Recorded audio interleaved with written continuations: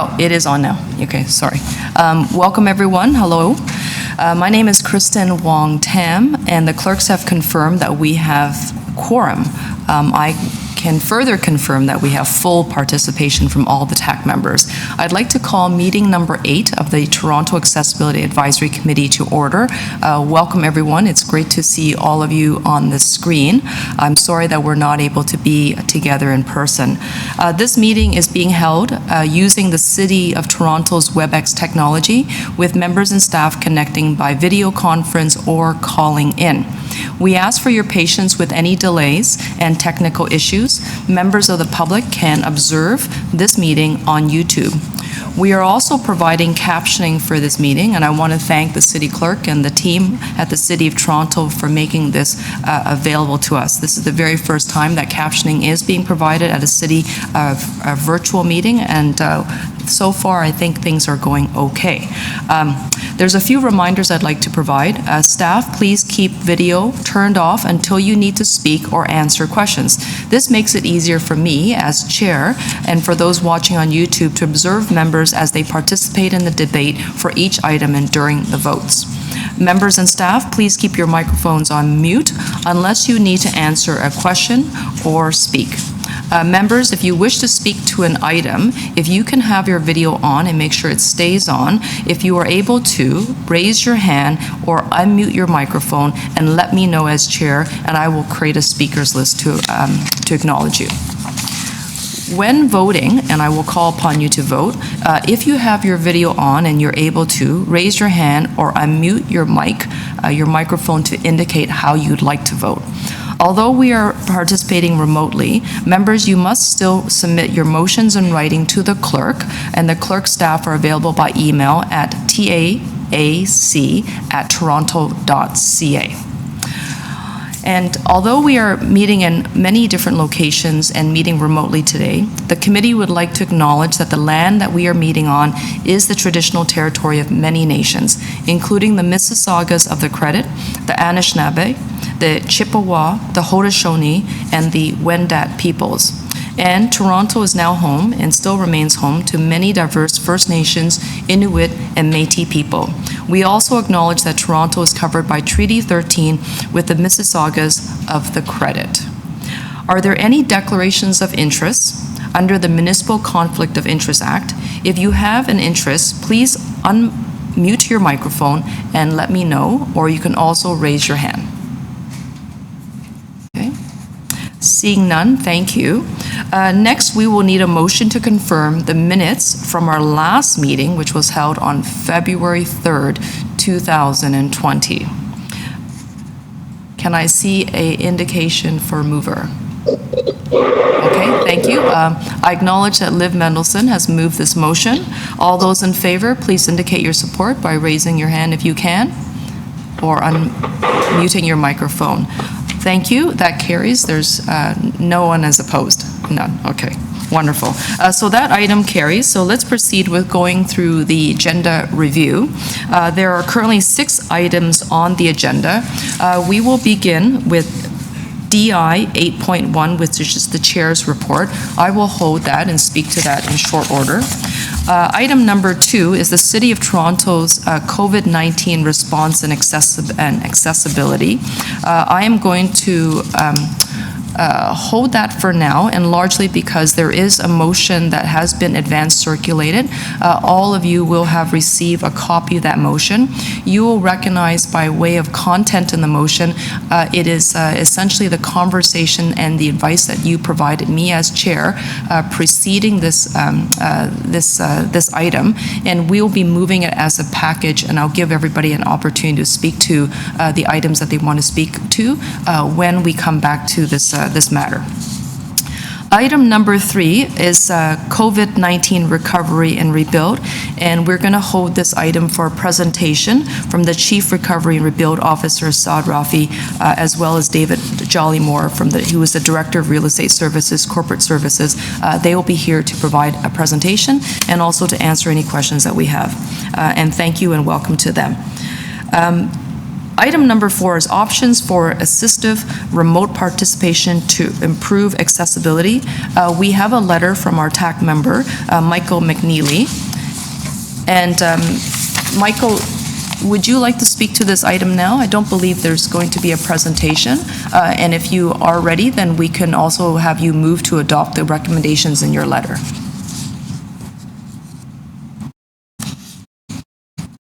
You have to unmute yourself, Michael.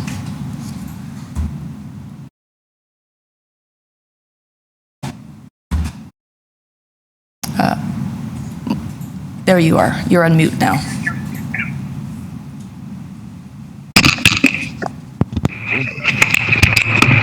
Hi, can you hear me? Yes, we can. Okay. I guess what I want to do is just make this a permanent texture of our meetings going forward.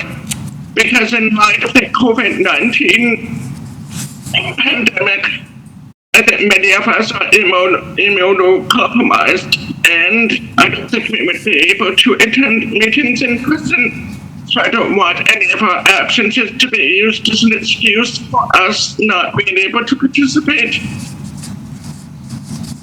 Okay, thank you very much, Michael. And the recommendation from your letter reads that the city manager, in consultation with the city clerk, review options for allowing remote participation by Toronto Accessibility Advisory Committee members when an accommodation is required, and provide an update to the committee at its November 16, 2020 meeting.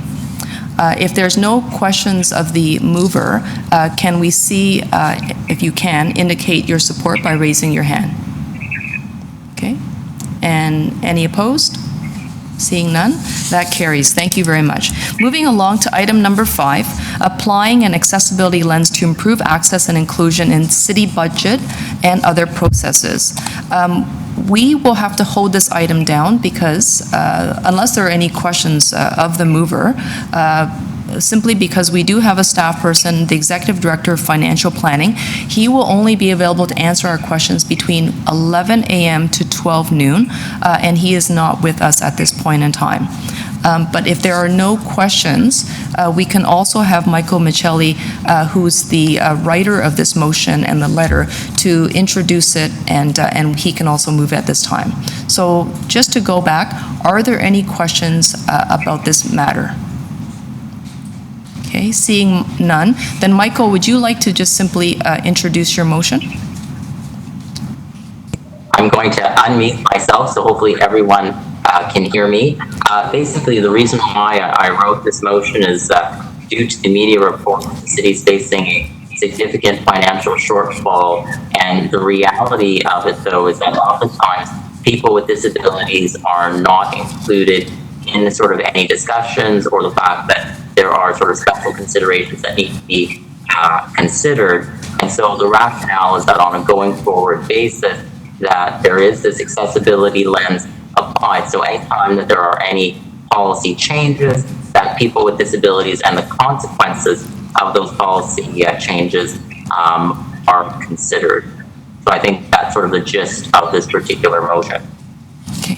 Thank you very much, Michael, and we really do appreciate you bringing this forward to the committee. I'm just going to highlight one thing, which I think is critically important, is that Michael is recommending that our committee ask City Council and the City Manager, the Chief Financial Officer, and the Treasurer to ensure that people with disabilities are consulted and or have opportunity to provide input prior to the fall 2020 timeline on decisions related to service cuts. The motion is obviously on the agenda. You have a copy of the letter. I won't proceed to reading the balance of it, but we anticipate that this committee will have access to participate in the decision making regarding the budget, and that's going to be fast coming this fall. All those in favor of Michael's recommendation, please indicate your support by raising your hand if you can. Any opposed? Seeing none, that carries. And Michael, thank you very much for bringing this forward. Item number 6 is access and waiting areas at City Hall for people with disabilities. We do have on the line Dwayne Nickel. who is the director as well as in charge of corporate security, who's able to answer any questions. The clerk has confirmed that we do have one registered speaker, Adam Roy Cahoon, who is waiting, who's ready to proceed. What we could do, just in the interest of time, is we could hear this item quickly and then proceed to go back to the chair's report as well as Saad's presentation, if that's okay with everybody. Yeah, okay. So we're going to hang on to that. And Adam, hold on, we're going to come right back to you shortly. But what I'd like to do is also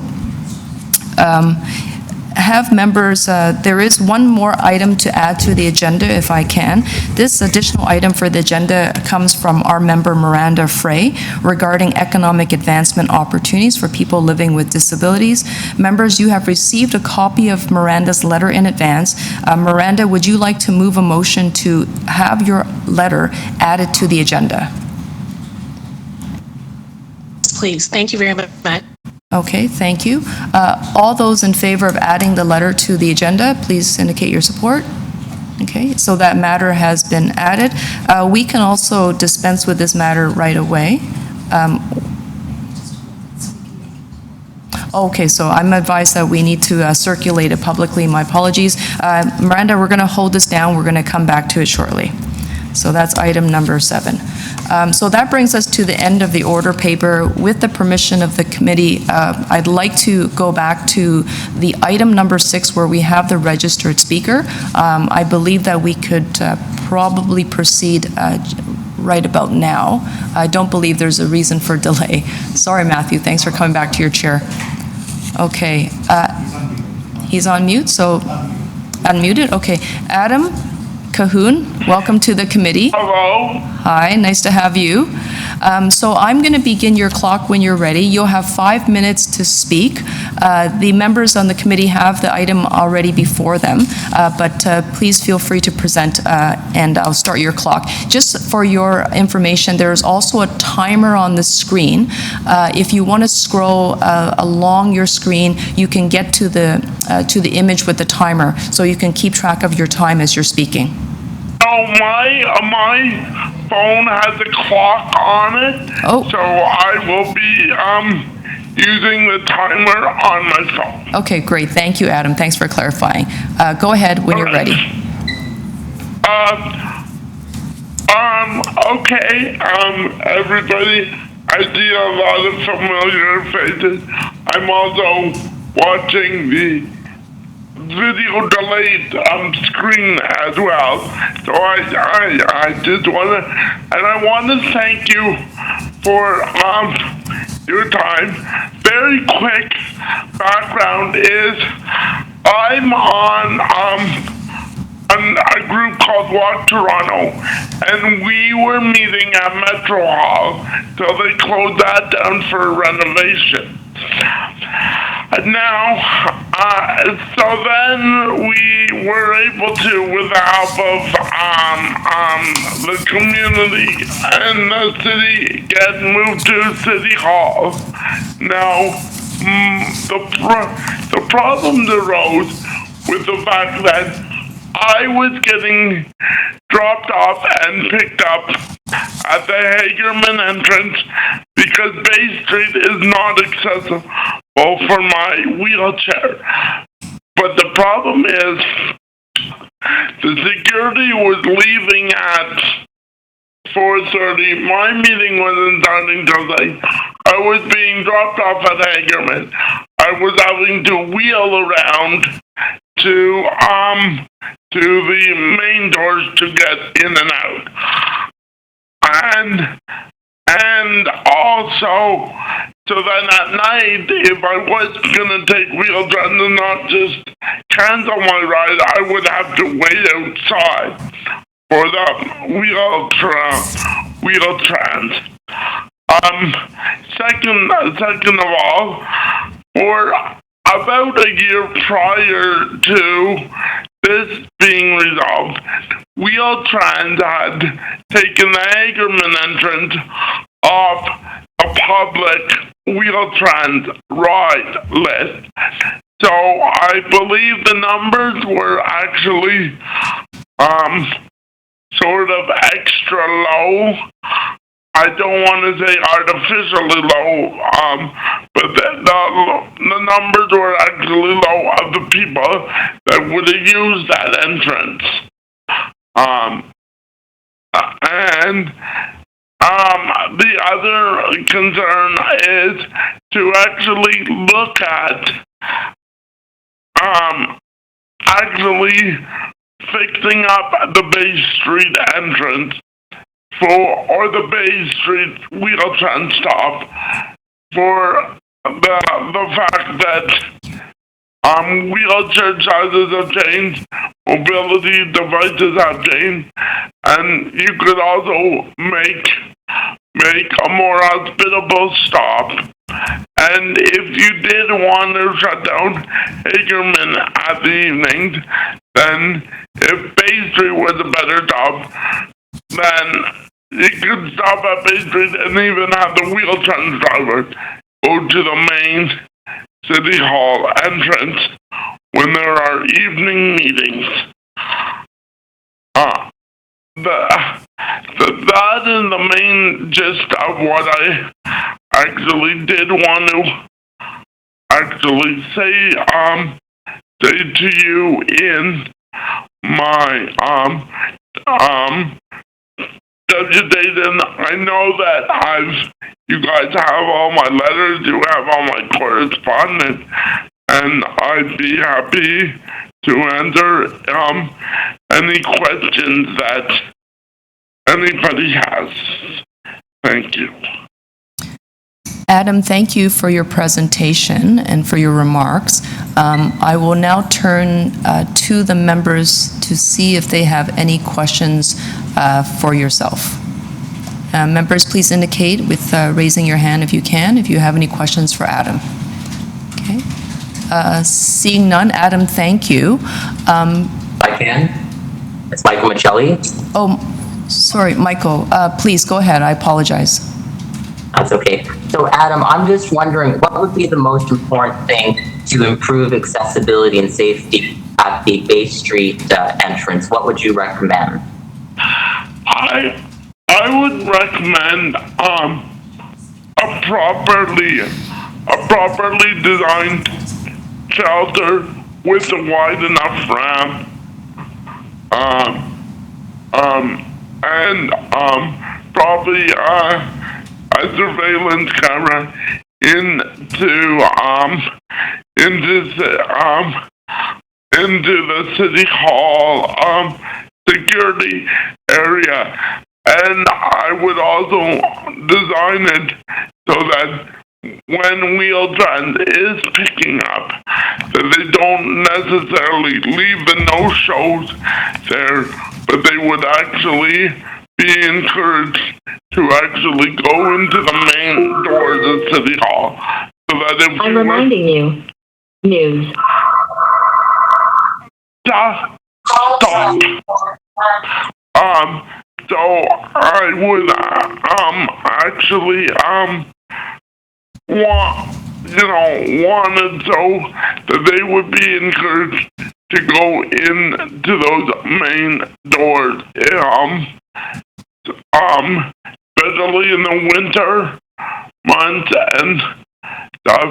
The shelter would probably be okay for summer or mild weather events when people were just more going to events at Nathan Phillips Square.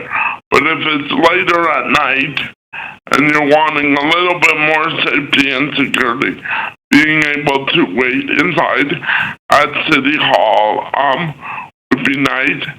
And the other thing is, I think I'd like them to probably fix up Bay Street more, because I really think that they will use, they've used security, they will now use probably COVID-19 and other pandemic and other viral excuses on on why they have to close Hagerman and stuff, unless they can come to us with a way, with a design and a true in-stone plan to renovate Hagerman to make it a nice, accessible, safe waiting place.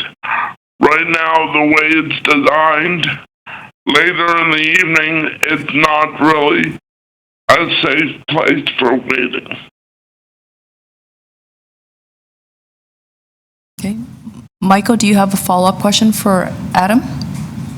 Yes, I do. Adam, would you recommend that there be public consultations held with people with disabilities to gather more feedback on exactly what's needed? Exactly. I would encourage very much public consultation, public input, and to actually discuss that and other accessibility barriers that are at City Hall. Because as much as you guys are doing great work on that, I think just like when I was on TTC ACAT, I know that I learned a lot of ideas that I had never thought of when it came to accessibility on the TTC from having a public forum to gain insight into accessibility. So I don't believe the public has really had input on accessibility at City Hall, at least in the last 20 years that I've lived in Toronto. Okay. Adam, thank you for your comments. You're just at 30 seconds. Michael, do you have any additional questions? No additional questions. Thank you. Okay, thank you very much. Do any other members have questions? I see Stephanie. Hello, Stephanie. I will start your clock. You'll have 5 minutes. Go ahead. You'll have to unmute yourself, Stephanie. I wasn't prepared for it to happen so quickly. Can you hear me all right? Yes. My only question was, and I'm sorry that I missed this, a meeting that you were having that went longer, was that a City of Toronto meeting? I'm sorry, I just didn't hear the type of meeting that you were having. No, what it is because Metro Hall was always open for community and other grassroots groups to rent and use during the evening, but because of the renovations, up until COVID hit, the City of Toronto was letting a lot of these groups still try and reserve space at Toronto City Hall, which was great.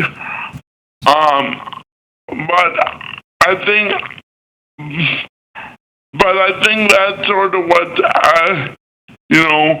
in some ways that also caused, it also came at the time that security was bringing in all these new protocols. And in some ways, I thank the city for offering City Hall and stuff, but in some ways, I think the City of Toronto is sending out mixed messages because they're saying we can do City Hall and stuff, but at the same time, City Hall security has instituted all these new rules. So it's sort of like the city is saying you can come and use our facilities, but then some of that frontline security are saying we don't really want you here. We want you to try and find space somewhere else. I understand. Thank you. Okay. I have no other questions. Okay, thank you. Do any other members have questions? Please raise your hand or unmute yourself. Okay, seeing none. Adam, thank you very much for your presentation today. Are there any questions for our guest, Dwayne Nickel, who's the Director of Corporate Security, who's able to answer any questions? He is with us over the phone. Please indicate your intention to ask questions. And if I can't see you, please unmute your phone and let us know. Okay. Seeing none, thank you. Are there any speaker? Hello? I just heard someone unmute. Yeah, it's Michael Michelli. Hi, Michael. Michael, please go ahead. Okay. You have questions? Okay, I have a question just raised on what Adam brought up about the Bay Street entrance and a surveillance camera. Is there a surveillance camera right there at that Bay Street entrance? And if not, is there any sort of thought of perhaps installing one there? And what other safety features are there at that Bay Street entrance? Thank you. Okay. That question is for Dwayne. Yes, go ahead. Through the chair. First of all, thanks for the question, but if I can just back up a tiny bit and apologize to the previous speaker, Adam, for the inconvenience that it caused you that day at 4:30. That should not have been the case, and that there should be a guard posted at that door till 9:30. We certainly do want you at City Hall and to attend the various meetings. I just also wanted to, before I address the question, bring to everyone's attention on the city's website, and I sent it to the clerk. There is a page on visitor screening at City Hall. And in that page, there's also a heading, Access for Wheel-Trans Clients and Those with Limited Mobility. And it explains how the Hagerman Elizabeth Street entrance works, and that it is accessible to all those wheel-trans users and individuals with limited mobility from 7:30 a.m. to 9:30 p.m. daily, and explains how that works. With the question on Bay Street, there is a camera, but it is not focused from a wheel-trans perspective. Certainly happy to look at that. And the second part of your question, I am so sorry, but I forgot it. If you could repeat it, I appreciate it. So I was just going to say, okay, so is there any discussion about having, okay, so you're saying the security camera is there, but it's not focused on the wheel-trans part. What part is it actually focused on then? And is there any way that that camera or an additional camera could be there? And are there even any other safety features? Like I know in some places, like on university campuses, they'll have like a blue or a yellow emergency phone that people can use to call. Is there anything like that there, or any other safety features? So through chair, there is very much one of those blue towers in very close proximity, but it's certainly not the setup from that end. The appropriate one that we continue to utilize is the Hagerman entrance. That hasn't changed whatsoever with that setup. I don't want to take your time up on your question, but if the chair permits, I could give a very brief update as to what's happening there. Dwayne, if you can summarize that in 2 minutes, do you think you can do that? I can do that. Thank you. Thank you. So as I said, the go forward plan for the Hagerman entrance is a redesign of that entrance. Right now, a security guard is required there during operational hours. Invites somebody in, does the wanding there, and then they continue on into the building. They don't have to go back to the wanding area at the front door. What is going to happen is there's a design occurring with that area to accomplish a few things. Number one is after you would come in the door, we want to be able to do something to that vestibule area to make it a little more welcoming and accommodating for wheel-trans users. Then a security guard would come there, do the screening, and then there's a set of doors now when you come in that are they're automatic environmental doors. That would be replaced with an optical turnstile, and it's for lack of a better word, what you would see on the coming into a TTC station. and that would provide access from that end. So that would all be done remotely as well through the security desk. So that design has started now and is occurring and happens through our capital group, which I believe they provided a presentation to the committee in November of how that works and the use of the accessibility design guidelines for that work. Great, thank you. Is there a follow-up question? Okay. Wendy? Oh, sorry. Michael, you still have a follow-up question? Yes, I was just going to ask, just because I'm a little bit behind on things, was there actual public consultation with people with disabilities on that redesign of the Hagerman entrance? Thank you. Through Chair, no, there wasn't, but we haven't gotten, quite frankly, very far in that design part.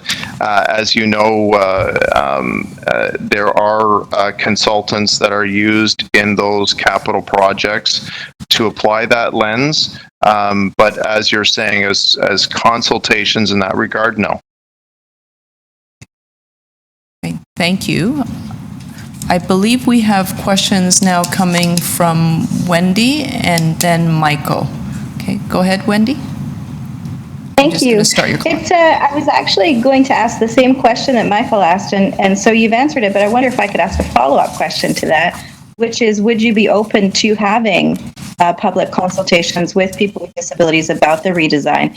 And the reason I'm asking is that, I think there's quite a lot of research that demonstrates very clearly that retrofitting and sort of redesigning things after the fact is more expensive than if you actually just do those sort of consultations up front, and you can hear from everybody and the range of needs that people will have, and you'll be able to address it in the original design versus sort of fixing it afterwards. And, just in terms of looking at the text that you have on the website around the screening and the accessibility of that doorway, even currently, I can see a few places where there might be a couple of gaps. One of them is that people with disabilities are supposed to be able to come up, and if there's nobody there, they press a buzzer for an intercom.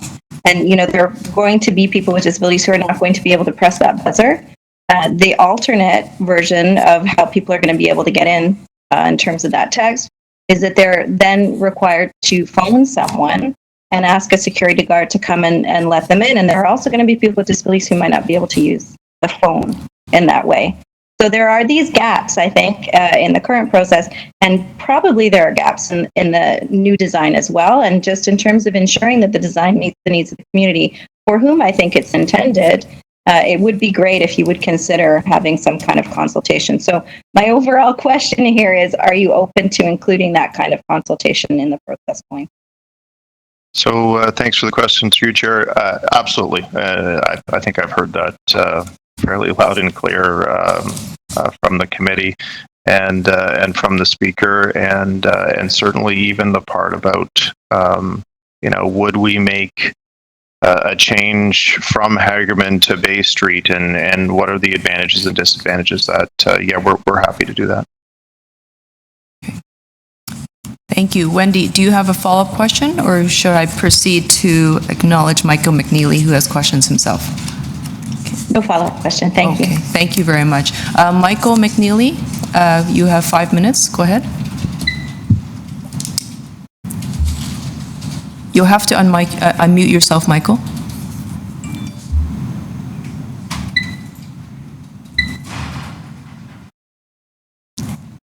Michael, you're still... There you go. Perfect. We can hear you now, Michael.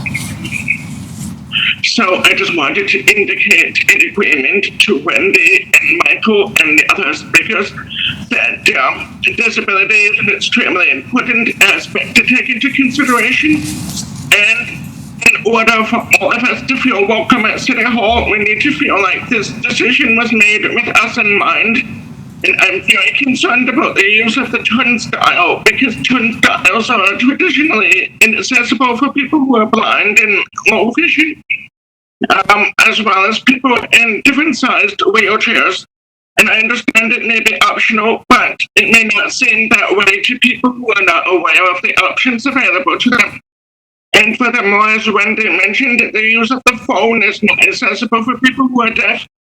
And I think all these challenges to get into the front door would make anyone feel unwelcome.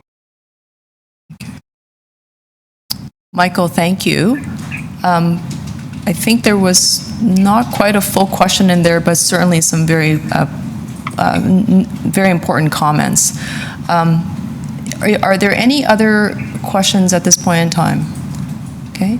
Seeing none, those to speak, or can we proceed to have Michael Michelli move his motion? Okay. Go ahead, Michael. Do you want to speak to the matter and the recommendation that you're providing?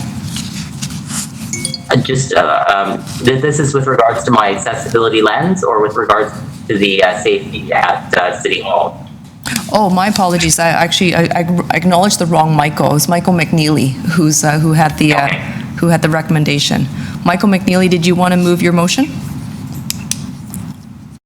Yeah, there's too many Michaels. I think we need more names. But yeah, I think Adam spoke well. I think he made the points very clear.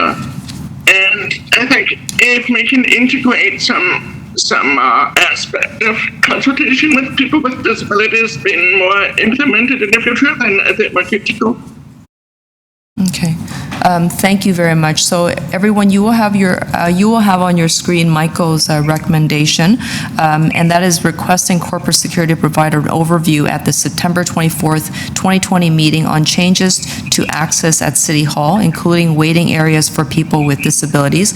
Although it's not specifically written in that recommendation, Dwayne, I think you heard loudly and clearly and repeatedly from the committee members as the speakers that they'd like to make sure you engage in consultation prior to coming back to us on September with the recommended changes you have to corporate security. Okay, any questions of the mover? And seeing none, if you can indicate your support for the motion, raise your hand if you can. All those in favor?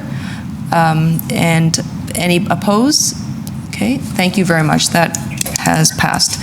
Okay, thank you. And Adam, thank you very much for bringing this matter to us and for your deputation today. Heading back to the top of the agenda, I'm just going to quickly go through the chair's report. I'm going to continue to hold down item number 2, which is my letter, because it's a large package, which I know you're all going to speak to. After the chair's report, I'm going to welcome Saad to present his to present to the committee. And so,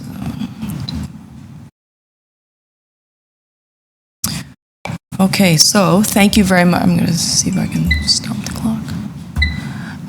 Thank you very much, committee members. This is going to be the chair's report. You do have a copy of it already. It was posted, but I'm just going to quickly highlight some of the things that are worth sort of noting again. The City of Toronto has established, as of April 24th, the Toronto Office of Recovery and Rebuild. We're going to hear from them shortly.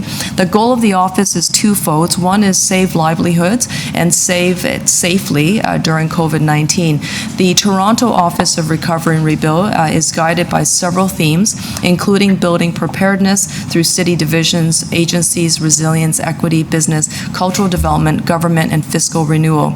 All of these issues are relevant to TAC's own mandate, and of course, we're going to be hearing the presentation from the Chief Recovery and Rebuild Officer very shortly, and I know he's going to be looking to hearing your feedback and advice moving forward. The Reabilities Toronto Film Festival, congratulations to our very own TAC member, who is the artistic director, Liv Mendelson, who worked incredibly hard to reimagine that festival in consideration of COVID-19. They delivered a remarkable program. Reabilities Toronto is Canada's largest film festival showcasing disability and deaf culture and narratives. It was 100% digital and showcased disabilities and deaf culture extremely well. We want to thank all of them for the work that they have done. They were also able to bring film and lesson plans about equity and inclusion to 118 schools across the province and in 28 school boards. Certainly no feat as they adapted to the new normal. So congratulations, Liv and your team, for delivering that program. Housing Now initiative and accessibility. On June 15th, the Planning and Housing Committee, I sit on that committee. As a member of that committee and also as the chair of TAC, I put forward an amendment aimed at increasing the number of accessible units and units featuring universal design. All of this within the City of Toronto's new Housing Now program and initiative. The amendments direct the Housing Secretariat to form a working group comprised of accessibility stakeholders and representatives from the construction and development industry tasked with exploring the feasibility of expanding beyond the current accessibility requirements and to increase the inventory of units so we have more options for people living with disabilities. Those findings are going to come back to the Planning and Housing Committee in the second quarter of 2021. I will do everything I can to make sure that we bring forward those recommendations to TAC as well and keep everyone apprised. On June the 22nd, the Executive Committee considered an item titled Persons with Disabilities Poverty Reduction Action Plan. Members of this committee will be very familiar with that recommendation because it came out of this committee in our last meeting of February 3rd. And specifically, we had asked them to create an action plan with an accessibility lens in mind and embed that in the larger poverty reduction strategy. The Executive Committee amended the TAC recommendation to read as the follow. They requested that the Deputy City Manager, Community and Social Services to engage persons with disabilities while developing implementation plans for the 2019-2022 Poverty Reduction Strategy Action Plan activities to ensure that initiatives appropriately consider the specific experiences and barriers for persons with disabilities which they face, particularly within the context of COVID-19 recovery and rebuild efforts. They are going to report back to this committee in the fourth quarter of 2020 with the request that any recommendations arising from the consultations be forwarded to the 2020 budget process. And we are very pleased that that happened because that means that we will have a say as a committee in not just the recovery rebuild efforts, but hopefully additional enhancements through the budget process. Just by way of procedure, the Easter Seals Month in March, we were able to proclaim that. And of course, Easter Seals provides programs and services to children and youth with physical disabilities. They help them lead fuller lives and help kids be kids, including operating and supporting fully accessible summer camps. This year marks Easter Seals' 98th anniversary, so happy birthday to them. The National Accessibility Week celebrates the contributions of people with disabilities and highlights and promotes inclusion and accessibility in our cities and communities. During that week, we recognize that progress was made and has been made, but there's much more to do. And Inclusive Toronto is where all Torontonians can participate and have an equal opportunity to succeed in their workplaces and communities. And then finally, the City of Toronto also proclaimed June, as we have done before, as National Deaf-Blind Awareness Month. This month recognizes that deaf-blindness is a combination of sight and hearing impairments that affects how people communicate, access information, and simply get around. The hard work of the support workers, especially interveners who supply sensory information to those living with deaf-blindness, helps provide what is needed to access information to lead safe, independent lives. We want to say a big thank you to them and for all the work that they do. Mayor John Tory noted that as we move to the recovery period from this pandemic, it is important for us to continue to raise awareness and advocate on behalf of those in our community who live with deaf-blindness and renew our commitment once again to accessibility. That brings us to the end of the Chair's report. Can I please have a motion to receive the Chair's report? If if I can get the screen back. Glenn, thank you very much. All those in favor of receiving the chair's report, please indicate your support by raising your hand if you can. Thank you. None opposed. Wonderful. We're going to move to item number 3. I recognize that we have not met as a committee since February. That's a very long time. A lot has happened in the City of Toronto since then. On March the 23rd, the city declared the state of emergency. The mayor did that under his powers. The city, as you know, has been rolling out programs and enhancements, life-sustaining critical supports. This has all happened in the context of COVID-19 as a global pandemic, as a backdrop, and unfortunately our committee has not had a full chance to really provide input into a lot of that city responses, the official city responses. So I'm especially pleased to welcome Saad Rafi to our committee today and to hear from him the work that he is doing in leading the city's recovery and rebuild response, and I know he's going to welcome feedback from our committee. Saad, I'm going to start your clock, but essentially if you want to take more than 10 minutes, feel free to do so. The committee members will probably have questions for you afterwards. Sure. Thank you very much, Chair. I appreciate the opportunity. I believe there's a deck that could be projected onto the screen.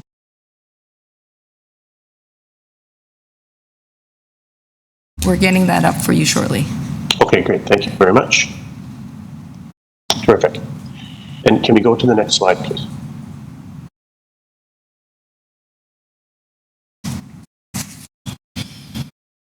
Thank you. Thank you again for the opportunity. The recovery and rebuild efforts for the city will, and I think this would be self-evident to all of us, will be guided by public health, and that remains the primary objective. It is not a point in time where one will be able to say recovery starts on X date and rebuild will start on another date. I think differing communities, differing sectors will have a differing arc to respond and deal with this pandemic. And that is the next point, really, which is that the virus dictates the timelines. And that will also help to inform our recommendations and the planning. And really the point of recovery and rebuild in terms of, when does all of this potentially end? It is really challenging to put a time around that, but the objective is to come back better. Many people have observed quite rightly, of course, that coming back to normal is actually going to a circumstance where many groups and communities continue to suffer from disadvantages. And so the idea is to try to put forward action recommendations that will allow the city to come back better. And of course, the city's partners, its residents, its businesses, its communities will provide a great backdrop and information and inform the efforts that we're undertaking. And of course, it will be unique for each of those communities as to what equals success or coming back better. All right, next slide, please. This slide talks about the objectives of recovery and rebuild.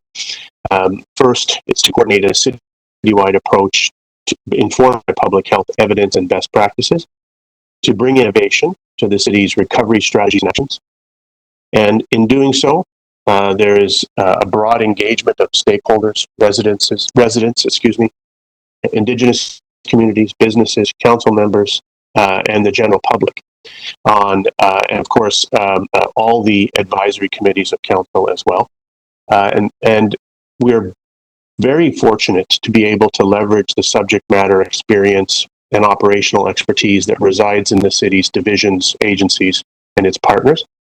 And they form the broader team that is assisting on this very broad engagement, of which I'll get to next. So next slide, please. So the purpose is, as I alluded to earlier, is to develop recommendations which are actionable and implementable by the city, its agencies and corporations to support the recovery and rebuild of the city's communities, its organizations, its partners, and its businesses. And the consultations that I was referring to through the engagement process will gather input on what all these individual groups and individuals feel that they need from the city, from other levels of government or other partners for an effective recovery right through to rebuild for their community, their organization, or their business. And it will also take a look at what services or programs the city should consider when rebuilding local government, especially as we don't know how long we will be under this COVID-19 context, and how that investment, programming, or partnership would impact city services and the improvement of the circumstances for businesses, organizations, and individuals. Next slide, please.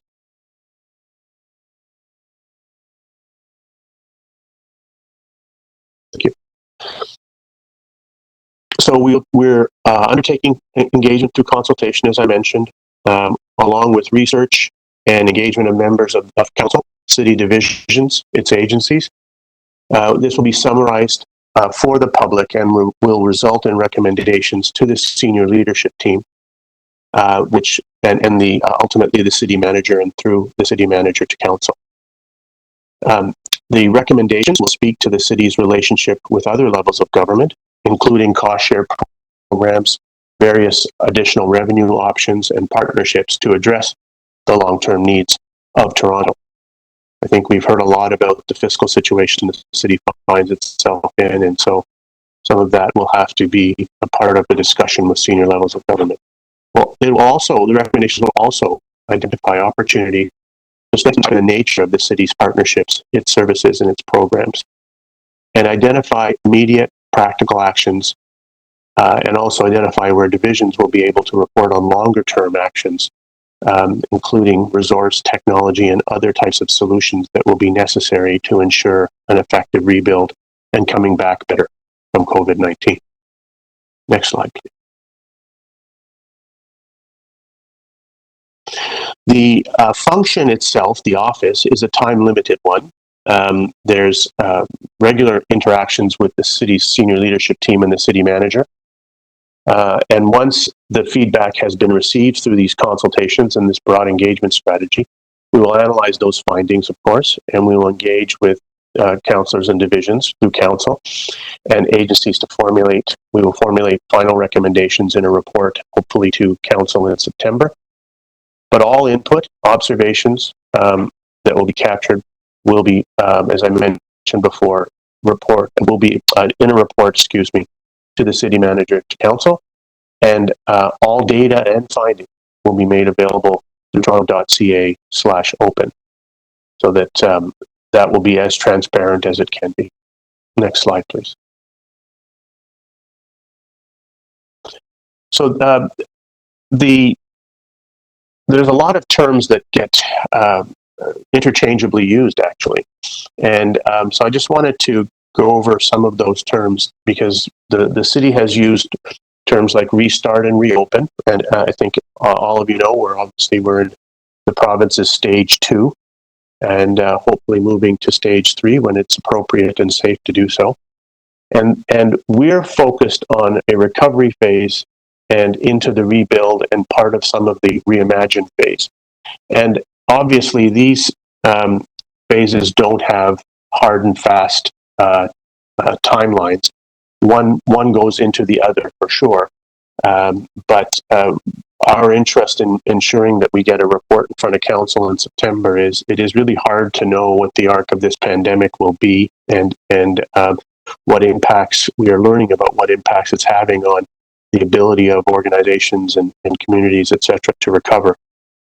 So I just wanted to show this spectrum, and then the rebuild phase will also impact the city's services, as the city, through a commitment by the city manager and his senior leadership team, want to definitely reimagine how they can deliver city services in new and improved ways to all residents. Next slide, please. So the chair, Councillor Wong Tam, mentioned quickly the 7 themes which are identified here. On the far left-hand side, we have the impact of those themes on various equity-seeking groups, Indigenous communities, and on resilience. That is not meant to be limiting as much as it's meant to say that the that function in those communities and groups go throughout these 7 themes. And the 7 themes are the city division and agency preparedness, resilience and climate change, the impact on vulnerable communities or populations, strategic alliances, principally with the post-secondary sector, and government and financial renewal, the issue of what services the city should be in and its impact on its fiscal position is going to be critical. The 6th one would be business and culture, those industries. There are 11 stakeholder tables on the business side and 8 on the culture side, cultural industries. And then something that hopefully we'll come up with a better term for, but right now we're referring to as Inspire Toronto, to encourage people to, when appropriate and when safe, to dine and shop local, to help how they can with helping to revive main streets and communities throughout the city, and just feeling proud to be part of a city like Toronto and coming back to a better normal. On the right-hand side, we have 4 leads for these 7 themes who are city staff at the director level, and we're very pleased to be able to have their support and leadership. Next slide, please. This slide shows a sort of a ladder effect of activities. We started with identifying our goals and outcomes. Secondly, as I mentioned a fair bit, we're into the engagement stage now. We will then analyze those inputs, develop recommendations and key actions in the form of a report. And all along, we are undertaking interjurisdictional research on some best-in-class examples. And I think that we can move to the next slide. This slide is another graphic on the left-hand side. It is showing the numerous amounts of types of input, to the recovery and rebuild efforts, its outreach, and its engagement. So today, the area that would be highlighted, of course, would be the Toronto's Accessibility Advisory Committee of Council. We are hoping to we will be meeting with all the advisory committees. City councillors, we have an online survey and an ability to receive emails directly. We benefited from the work of the committees that were struck from the Mayor's Economic Support and Recovery Task Force. City divisions and agencies and corporations. There are also numerous city strategies and plans that are very, very good and that have been passed by council over the last couple of years. And we will rely on those as well, so that we won't just have to rely on the input that we receive. If we don't receive some type of input, but it's identified in a city strategy, we definitely will call out that strategy for its benefits and its impact where appropriate. And as I mentioned, interjurisdictional research and looking at other cities and what actions they're undertaking. So next slide, please. Our engagement efforts with people with disabilities in the accessibility community are several-fold. We've engaged the city's accessibility office to better understand issues and challenges that are being faced, and especially due to the pandemic, because of course our remit is under COVID-19's impact.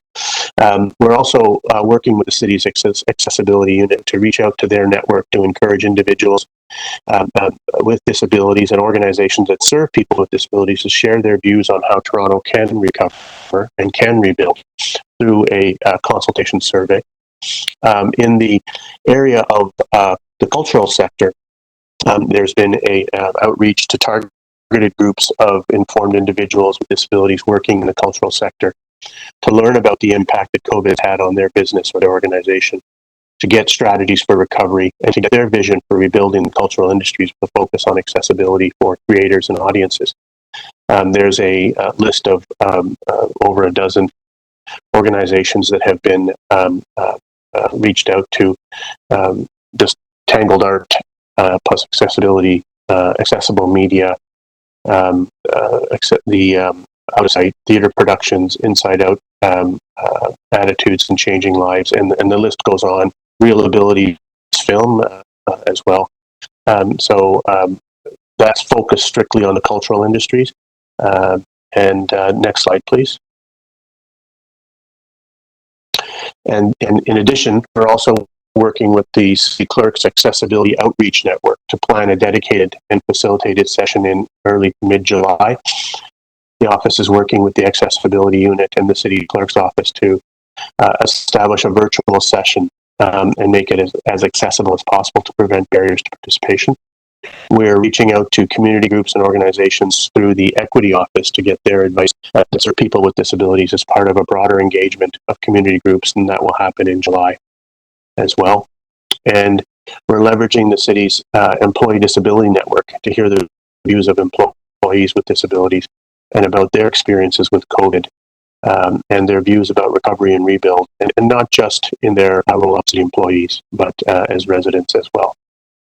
So that hopefully gives you a fairly quick overview of the mandate, the structure, governance, and our approach, culminating in a report to council through the city manager for the September council meeting. And Chair, I'll end there. Hopefully I haven't taken up too much time, and if there are questions or comments, I would be happy to try to address them. Thank you for the time.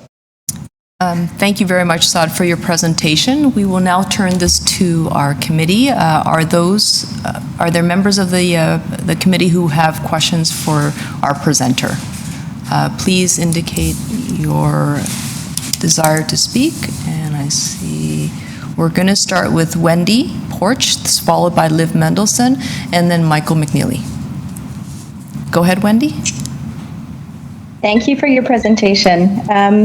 I wanted to ask some questions around how communities are defined within the context of the recovery planning.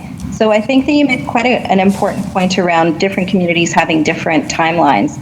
And I don't think I'm going to be the only person to express this, but for the community of people with disabilities, people are still dealing with the impact of COVID now. So this is a community that is extremely vulnerable to dire outcomes from COVID-19 infection. Has not been featured in anybody's planning, frankly. There is very little that's been happening at any form of government that identifies the needs of people with disabilities. So what I'm wondering about specifically is how are people with disabilities considered within the context of this plan? You talk about communities. Is there a community of people with disabilities defined? Are people with disabilities considered to be vulnerable within the context? Because I see terminology around vulnerability as well. Are people with disabilities a vulnerable community? Are we a community? And what kinds of consultations do you see going forward based on this? Well, I would say vulnerable in the sense of the impact of COVID has exacerbated. This is our early feedback, has exacerbated the circumstances and experiences of people with disabilities, and so it's challenging to put a terminology on, because you rightly pointed out, on communities, and hard to define the census of a community. And some of that is what we're looking for in terms of feedback and advice from those who are far more expert in this space than we are. I don't profess to be an expert in any one of the individual experiences of be that vulnerable populations, or I don't, I'm not an expert on how certain businesses are run. So that's part of the outreach, is to get that feedback and input. Now, we had to choose a point in time in which to start. And I definitely appreciate that we're all grappling with the results and impacts of COVID-19 still. And we're still in a response phase. We're not there's the emergency is still in place, etc. But by the same token, we didn't want to wait to have some government declaring that we're now in a recovery stage and then start to do our work. So it is a bit real time. That does make it more challenging. We feel the pressure of time to have something that will be informed but timely.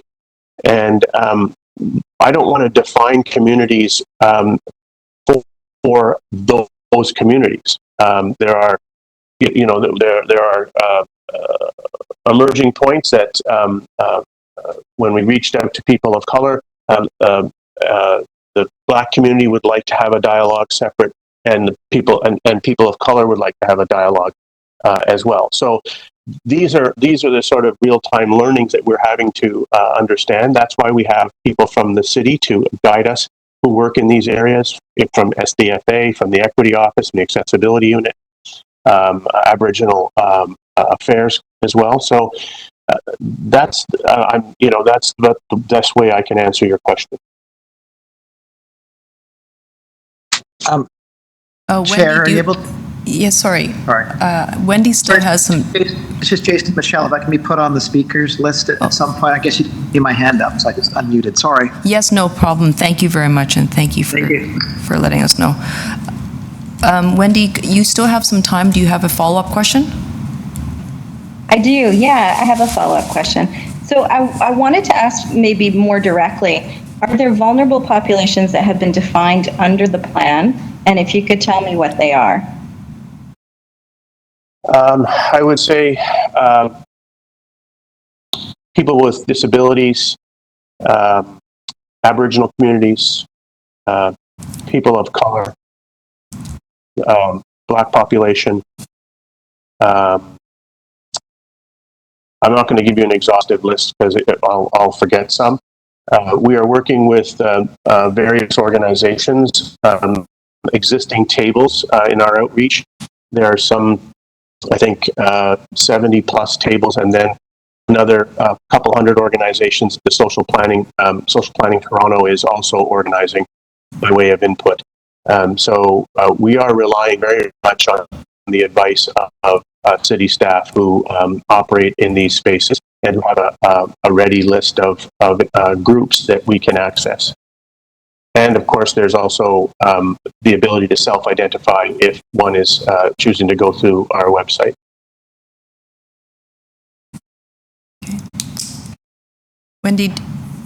Wendy, I can also come back to you if we may have time for a second round of questions, if that's okay. Thank you. I'd like to acknowledge Liv Mendelson to ask questions. And for the members who are, if I can see an indication of your hands, if you'd like to ask questions. Okay, seeing none, then we have Liv Mendelson, Michael McNeely, followed by Michael Michelli. Oh, Amanda Frey. Hello, Amanda. I see you. Okay, and then Amanda, you're coming after Michael Michelli. Liv, go ahead, please. Hi, thank you for joining us and for your presentation. I know it's a big sort of beast with many tentacles to manage as we look to recovery.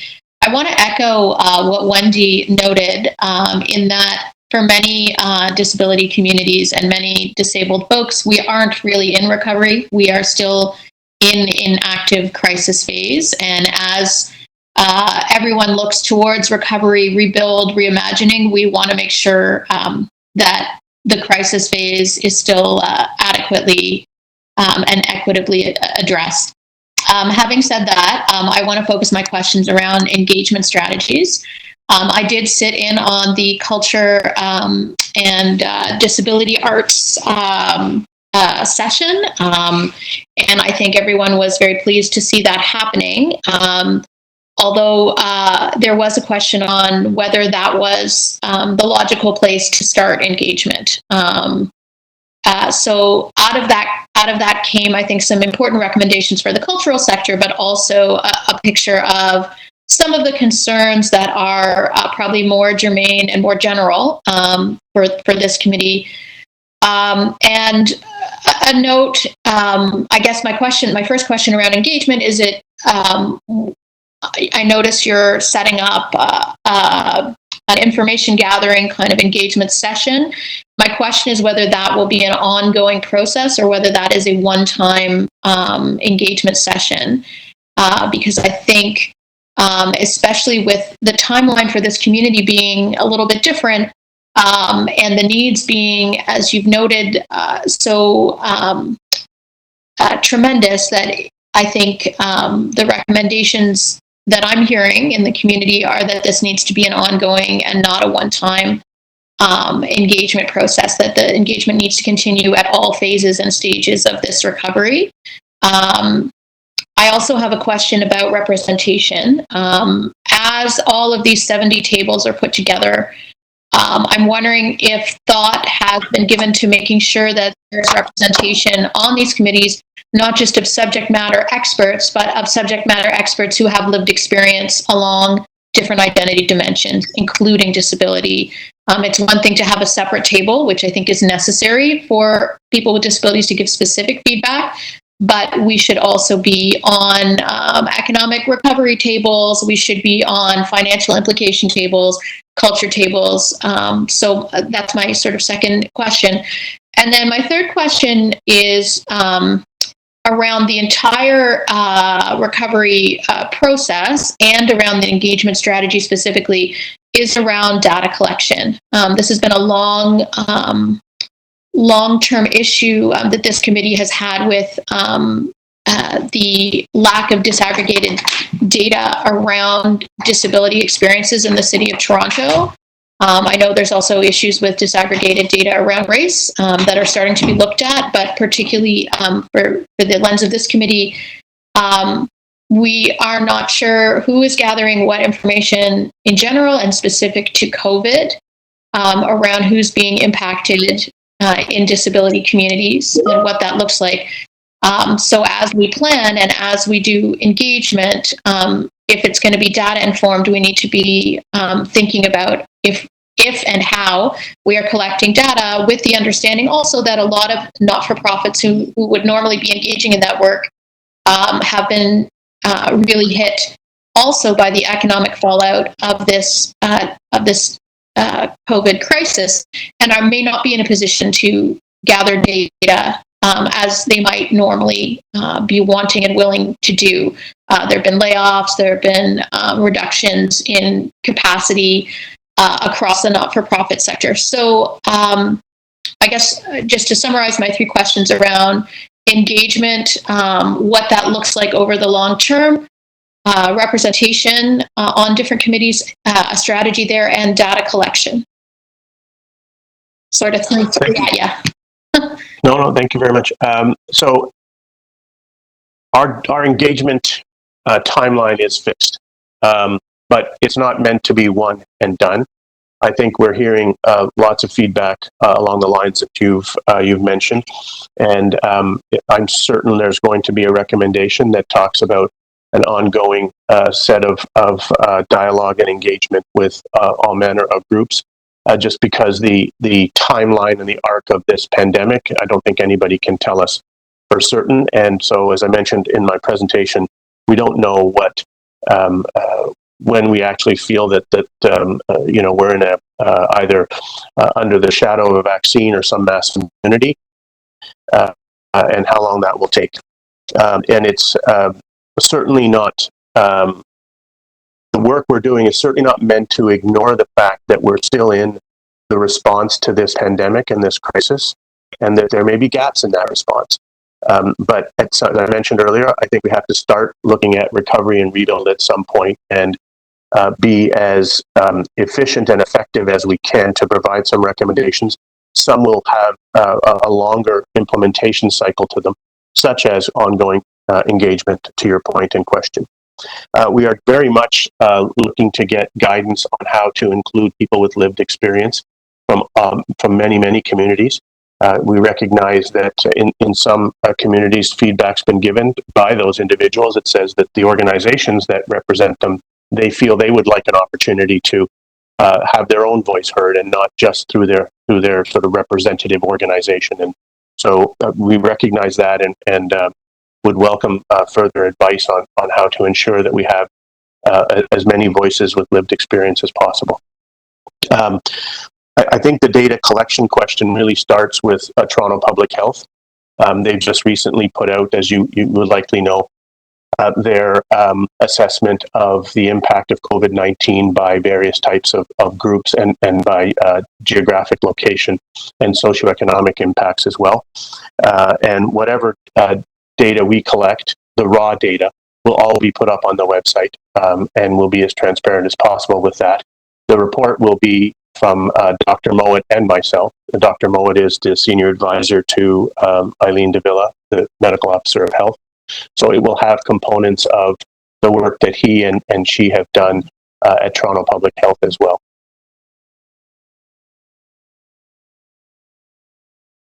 Thank you very much. Sorry, Can I follow up? you've run out of time. Do you mind if I go to the next questioner? And what we could do is also open up for a second round, if that's okay.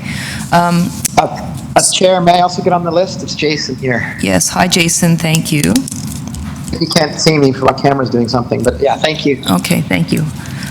So to question next is Michael McNeely. Please, Michael, go ahead. I'd like to donate my time to this. Yep, go ahead. Oh, thank you, Michael. My follow-up was going to be around the data collection. As far as I'm aware, the public health data that's been collected that has focused on geography and socioeconomic status hasn't had disability as a dimension of data collection. Okay. So I would encourage you to look through that lens and to encourage public health to look through that lens. Okay, thank you. Okay. Michael, Wendy, thank you. Michael, did you want to speak or ask questions right now?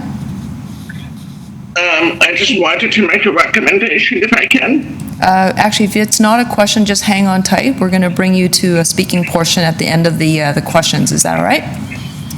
Okay. Okay, I have a question then. My question is, how are you reaching out to members of the disability community that are isolated? How are you planning to overcome that isolation? I would welcome your advice and counsel on that. I don't have a sort of a good grounding in that. So if there is feedback you want to give us today or subsequently, I would welcome that. I'll give it when Kristen is ready for me to give some feedback. Yeah, thank you. We're going to have a speaking portion that will come back to you. At that point in time, you could provide some clear feedback. Thank you. Michael Michelli, to question. Okay. You've got 5 minutes. Okay, I'll be pretty brief. I think I have to echo the points of both Wendy and Liv, though, that for a lot of people with disabilities, they are still in the crisis phase. They are not in the recovery phase. And especially for people with disabilities who live in residential care facilities, they are still very much at risk. I have friends in one facility right now where they actually do have an active COVID-19 outbreak, and they are restricted to their rooms. So they are definitely not in the recovery phase. And so the two questions that I have, again, just sort of echoing what others have said, is how will there be outreach to individuals who are living in residential care facilities? And the other sort of question is, I'm just wondering, several years ago, there was outreach by the poverty reduction strategy, whereby they met with a group of us from PAC. Wendy and I were there, as well as several other former members. And I think that was a wonderful opportunity. And I'm wondering if something like that could be done this time, whereby interested members of PAC could have a meeting and just sort of give our feedback accordingly. Thank you. On your second point, absolutely. Very much welcome that. I want to emphasize, perhaps I misspoke by suggesting that we think that any group finds themselves in recovery today. I don't think that for a second. But we're looking for feedback from individuals and from organizations on what they need to effectively move to recovery and then effectively move to rebuild from the city, from its partners, from other levels of government. And I definitely appreciate how challenging that can be as we are still grappling with this pandemic. So I just wanted to be clear that I'm not suggesting that we're in recovery stage at this point whatsoever. But I think it's important to be able to get input so that we're, informing recommendations that will help when we move through what is a amorphous spectrum from response, restart, recovery, and into rebuild. And in terms of residential care facilities, I again, want to hear from you on that. Individuals with those lived experiences, may be challenging, of course, given that they are facing isolation. But if there is an effective way to hear their voices, I would like to definitely learn about that. Thank you. Do you have a follow-up question, Michael? No follow-up question. Thank you. Okay, thank you. Next member to question is Miranda Frey. Yes, thank you. Thank you, Saud, for your presentation. I'm just wondering, a few questions I have here. Can you speak to a little bit about some of the urgent, immediate care that's being done and that is within your plan, if it is incorporated in your plan for persons with disabilities, like for the recovery, and even some of the support systems that are in place in that plan?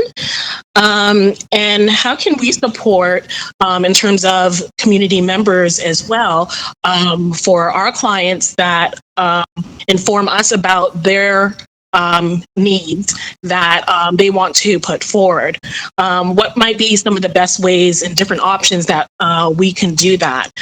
And my last question is, as a vulnerable group, newcomers as well, I was wondering if you could speak towards that, because there are a lot of newcomers to Canada within Toronto. Many also have disabilities, and I'm just wondering if you can speak to that as well, especially for refugee claimants, conventional refugees. Yes.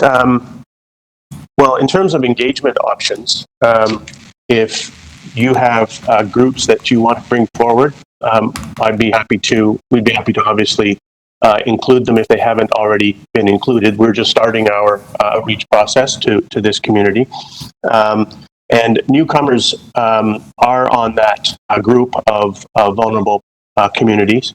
And if there are those that are part of the groups that you've mentioned, and they would require a separate consultation on all of our themes, then yes to that as well. Or if they're included with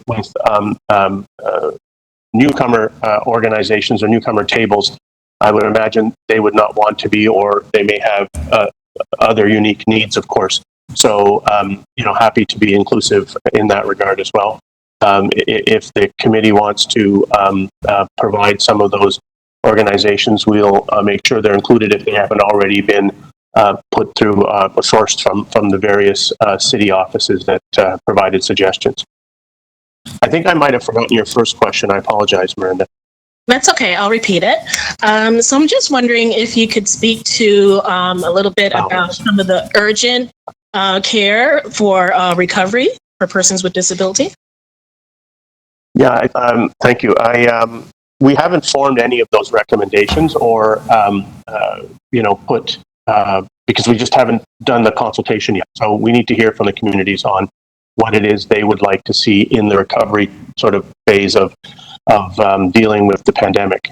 So I don't want to be presumptuous and suggest that we have those answers at all. Okay. Thank you. Thank you. Okay. Miranda, thank you for your questions. Saud, thank you for your answers. Next member to question is Jason Michelli. Can everyone hear me? Yes, we can. Nice and clear. So thank you. My question basically is this more general question.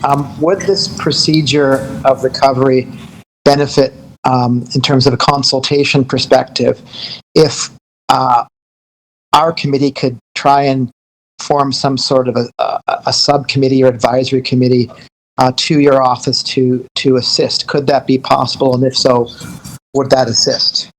Thank you. It's an interesting offer.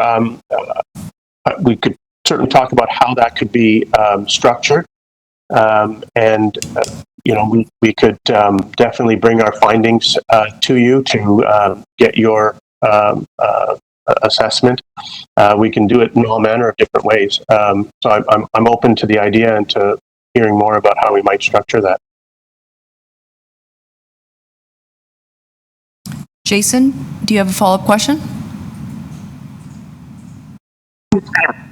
Thank you. Can you hear me? Yes, go ahead, please. Yeah. So, no, I guess my question would be possibly to possibly you, Madam Chair, but given that we've talked about consultation and that clearly our assistance is, I think, being sought to a certain extent, and we've all talked about dialogue, and that we're all there's no blueprint here. We're all kind of making this up as we go in terms of this has never happened before, and we're all kind of struggling through this and taking it day by day. Would there be a way that we could set up some sort of an advisory committee amongst the TAC committee, and what would be the legal process behind setting that up? Thank you, Jason. I believe I'm going to invite Carol, who is our clerk today, to provide an answer to that question. Thank you. The committee, if the committee would like to create a subcommittee, I believe a recommendation would have to go up to the executive committee, and the terms of reference would have to be established. And the meetings would be in the same format as this committee is, with the clerk acting as the secretary. I think it's probably best for us to also evaluate the usefulness of setting up a subcommittee if it's not going to speak directly to the process that's established through the Toronto Office of Recovery and Rebuild. Because what we want to do is speak to Saad and his team to make sure that the lived experiences and this particular population of people living with disabilities is adequately represented in the recommendations going to council in September. So let's hang on to that, because I know that time is of the essence as well, and Saad has mentioned that he's going to be tabling recommendation in a report to council in September, and I also understand that we have essentially 2 months to go. So perhaps what we need to do is think through this one a little bit more. I'm going to communicate with Carol offline a little bit to sort out what that would look like, and also how to get to the best outcome. If that's okay, Jason, if you just give me a few minutes to sort that through. Okay. Chair. Yes, go ahead, Chair, Saad. excuse me. I hope this doesn't impact the sort of claims advice. But we would be happy to meet with the members of this group without having them being identified as as TAC, and still benefit from your advice and counsel. So it would be a consultation session with this group on all our themes that we would receive your input, but not technically the committees, such that it doesn't get into the process that sounds like it will take some time to structure. But just by way of being helpful, as opposed to by way of bastardizing process. Thank you very much, Saad, for that suggestion. The clerk will provide a response to that and some public advice. Very good. Thank you. If the committee is meeting as a whole, as a group, it has to be set up as a formal meeting in this format. That's the way the committee has to meet, as a public meeting, just to clarify that. Okay. So Saad, what it sounds like we will need to do is perhaps call a special meeting, which I can do as chair, and perhaps you and your team can sit down with us once again, just as we have in this forum. What I'm going to propose is that if there are draft recommendations that are going to council or that you're getting ready to prepare for council, if we could take a look at that, and maybe you can, if it is in sort of public facing, ready for public facing, we could certainly provide some input to that, as long as there's enough time to be able to allow for some pivot amendments and change direction, or to encourage you to keep going. You're doing a great job. I think that's probably the best way for us to proceed. So, Chair, I'm not developing draft recommendations. Actually, I'm submitting a report to the city manager, and he will submit a report on top of that to City Council through the Executive Committee that will operationalize that, which will allow Council to agree or not with what he recommends, and it'll also allow Council to vote on acceptance of the report, as you know far better than I do in terms of your experience. So if I wasn't suggesting a formal meeting of this committee, to the clerk's point, I was just saying that we could just have a consultation session with members outside of the strictures of the committee. Failing that, if there's a special meeting, then if we could do that, sometime in the remainder of this month, that would be advantageous to shape our inputs. Thank you very much. And I think that what the clerks were trying to do was that we would not contravene the city's open meeting rules. And so yes. I will work with the clerk as well as the committee members on appropriate date and time for us to call an additional meeting at the end of this month, as you suggest. I think that it's probably the best way forward. One is that the committee members, as you can tell, are energized to give you feedback. We probably want to do it in a structured way, which is responding to some of the things that you've already presented, but also I know that as you work with the various tables and your team develops further, each of those themes will probably have some findings, and this committee will want to speak to those findings as well. And that will hopefully give you enough time to table your ultimate report to the city manager before he then brings the recommendations to council in September. And hopefully that will work. I would just note, Chair, that as you well know, that material for the Executive Committee has been posted by September 9th. So yep. If we work back on that, the city manager has little time to prepare his report if he's getting mine later. Okay, we will certainly make it all work. The intention is not to necessarily delay your report or your findings, but rather to inform it. I'm going to take just a few minutes to ask questions of my own.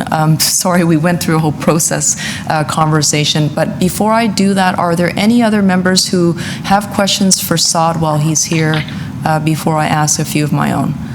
Wendy, you want to go back to the second round, correct? Okay, so we also have Wendy who wants to speak again. Who else would like to ask additional questions? And then Liv, okay. And Michael McNeely, is your hand up, or it was?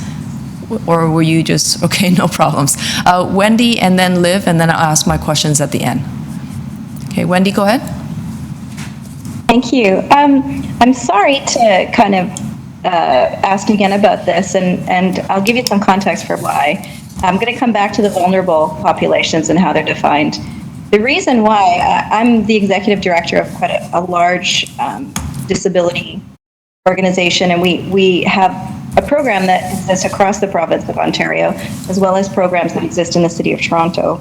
And I can tell you at a provincial level, people with disabilities have not been identified as vulnerable. And because of the lack of identification as vulnerable, there are a number of those kinds of command tables and spaces where people are making decisions about the recovery, the response first and then recovery now, where the perspective of people with disabilities is not considered.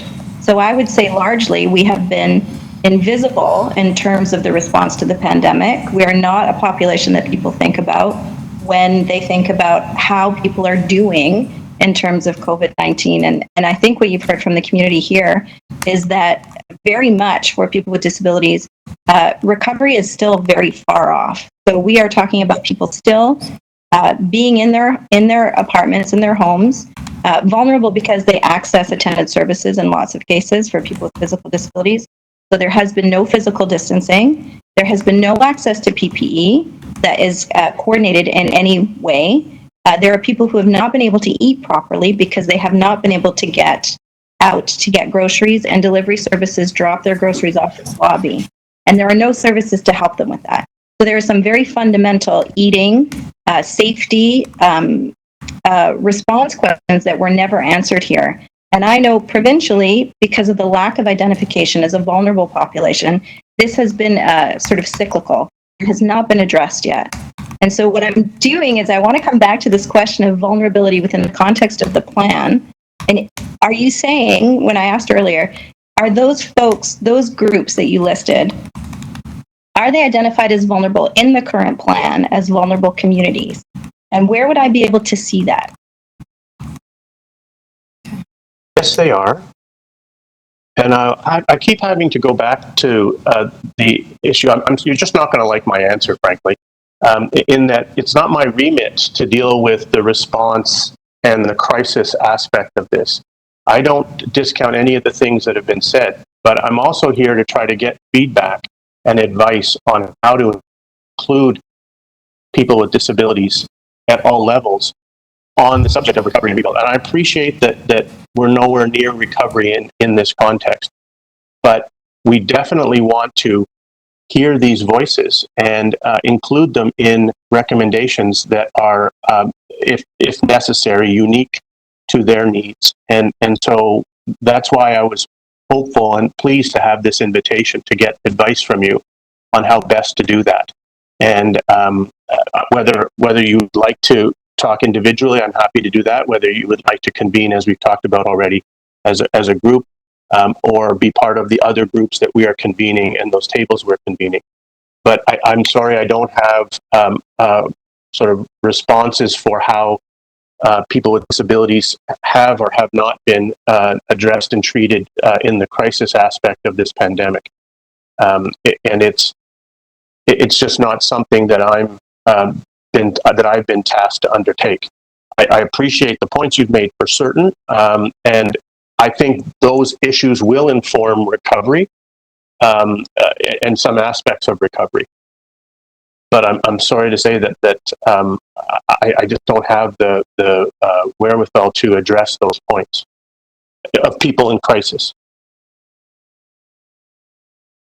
I'm happy to hear those things, and I can identify them in the report. Sorry, I just wanted to get that last piece. Okay. Thank you, Saad. And Wendy, do you have a follow-up question? I do, and I'm sorry if I'm sort of repeating this. Is there an existing document related to this work that defines the populations that I could look at? Okay, I'm still struggling to understand. Are these conceptual populations and they're not written down anywhere? Like you're just considering them in terms of your work around recovery? Or is there a defined list somewhere, and where is it? Please. Yeah, I suspect there is. We took our guidance from SDFA, the group in the city, on vulnerable communities. So I'll get back to you or through the chair with what sort of classification, I hate that word, but what they have and how they define groups of this nature. Would that be helpful? Yes, that would be very helpful. Thank you. Thank you. And thank you to you both. Liv, for a second round of questions. Okay, I'll try to be briefer this time than I was last time. I again am mindful of representation. I think I'm hearing a lot of openness from you, which is wonderful, for feedback. It sounds like there needs to be some work around process and around mechanisms for feedback, because I think there's a lot of feedback out there to collect. And it's not clear to me that what was in your presentation will be adequate to collect the range of feedback that you're probably going to want to hear. So I would ask if there's a way to make the engagement process a little more robust, even given the timeline that you have between now and September is very tight. I know some consultations have already happened, but I think some quick and considered thinking has to be done about how to best engage. The other piece I wanted to pick up on was around social isolation, both of people in residential care facilities and just people for whom the period of social isolation is potentially going to be deeper and longer than the general population. People who are immunocompromised, people who are more likely to have dire consequences from COVID, which is a large swath of disability communities, and people for whom social isolation was already a big problem, including people with intellectual disabilities. And I would just ask that there be specific attention paid. I guess I'll phrase this as a question. How will you pay specific attention to the needs of the people for whom social isolation and almost a quarantine situation, rather than, the situation of people being able to go into stores and shop, general population going to patios and cafes, and of course, there are accessibility issues around all of that are, another piece of feedback that you're probably going to want to have. But around the social isolation or even quarantine that will continue possibly for a very long time for a percentage of the population, I would encourage you to explore, and I guess as a question, how will you explore how that can be taken into account in the recommendations and reports that you will be making? Yeah, also good points. I will need some counsel from you and others on how best to include those voices. And that's going to be challenging for obvious reasons, but necessary, and I respect the need for it. So again, this is why we're in front of you, so I can get this advice or point me to those people you think can best provide it, and we will search them out and seek out their guidance.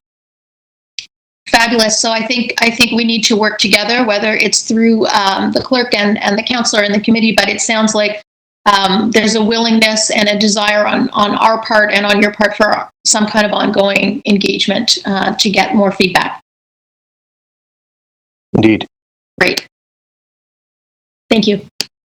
Thank you both. Are there any other members who have questions for Saad based on his presentation so far?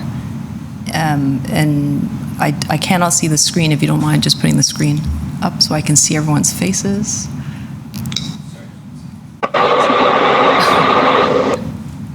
Thank you. And if you can just indicate if you'd like to ask questions by raising your hand, if you can. And I see Howard. Jason, did you want to ask any additional questions, or anyone who I cannot see? Michael Mischelli, seeing, and if I don't hear you, then I'm just going to acknowledge Howard. Okay, yeah. Howard, you're going to be our last questioner. Go ahead, please. Thank you for your presentation. Roughly 25% of the population in Toronto are seniors and persons with disabilities. Who is responsible for the people currently in crisis in Toronto now? I understand it's not your team. Who is? Well, I mean, the response that has been led by the city has been principally through Toronto Public Health on the overall public health advice and approach. There would be, of course, various city divisions that have tried to work with different communities, be they people who were in shelters, be they people who needed some form of isolation. And so that is an answer of sort of several different divisions within the city would have those responsibilities, be that affordable housing, be that social development, et cetera. Mm-hmm. And Howard, I can add to that. It's Kristen speaking. The city has created the emergency or invoked the Emergency Operations Center. That leadership table is comprised of Meritori as well as senior divisional staff at the city, including the deputy city managers, the city manager, as well as Dr. Davila and her team. And until recently, it was being led by Toronto Fire Chief Matthew Pegg, who left his job as the fire chief to largely lead the city's emergency response. So just to give you a backdrop, it's not necessarily, it's actually a command table that actually has been created specifically under the state of emergency. Howard, do you have a follow-up question for Saad? Good, thank you. Okay, thank you. Then, Saad, I have a couple questions for you, if I may.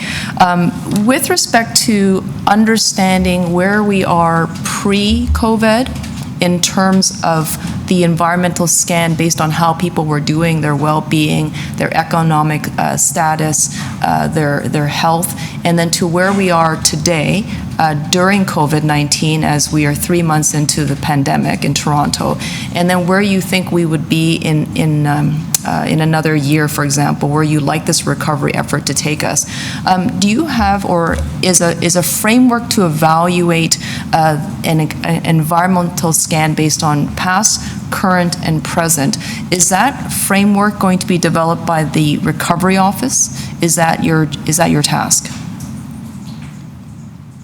I would say the structure we'll apply would be to look at various indicators, social, qualitative, and quantitative, pre-COVID, take from the feedback that we get and the input that we get to look at those indicators post or in the throes of. And it's hard to predict what will be in a year's time, because it's hard to predict what sort of interventions will have taken place from a public health point of view. But certainly during/post will be looked at and will help to inform recommendations, both short and long term.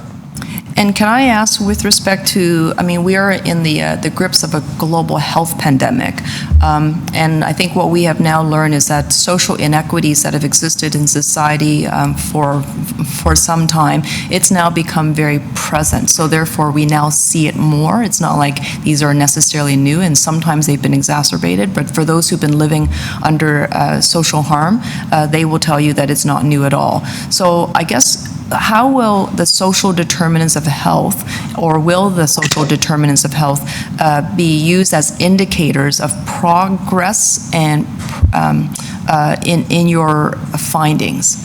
Because we need to be able to understand, what are we measuring?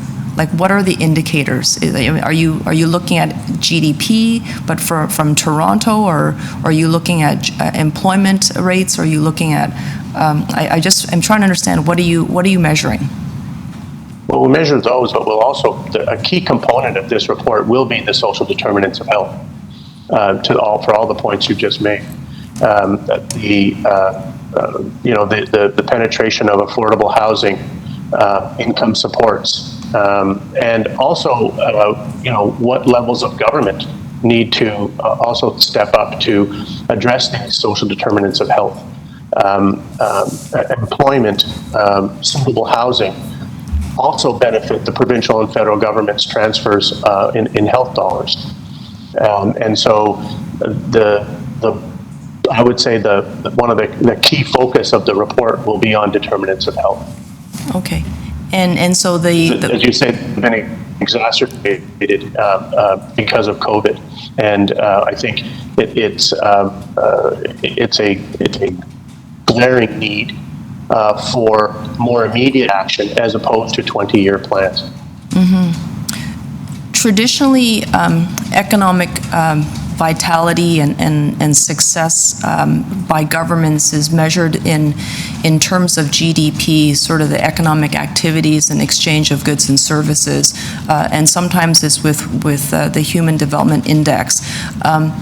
the United Nations uses, or at least they propose a different type of way of measuring economic health and success and citizen well-being, and that is through the theory of inclusive wealth. And it talks about the sustainability of not just the environment, but also the measurement of human capital as well as produced capital. Would you consider having your team explore that concept? And the reason being is because traditionally the GDP measurement has not always captured the full picture. And I think that if we're going to be rebuilding the economy, we don't want to necessarily rebuild the economy to what we thought we had, what we knew worked, but we knew it left a lot of people behind, and COVID has proven that. But we want to be able to use new measurements and new tools, perhaps things that the city has not considered before, but it gives us a bigger picture, and more importantly, it brings all those folks who've been left behind into the story of economic success and inclusion. Absolutely. I would, if you point me to the index that the UN is that you're referring to, we'll certainly take a look at that.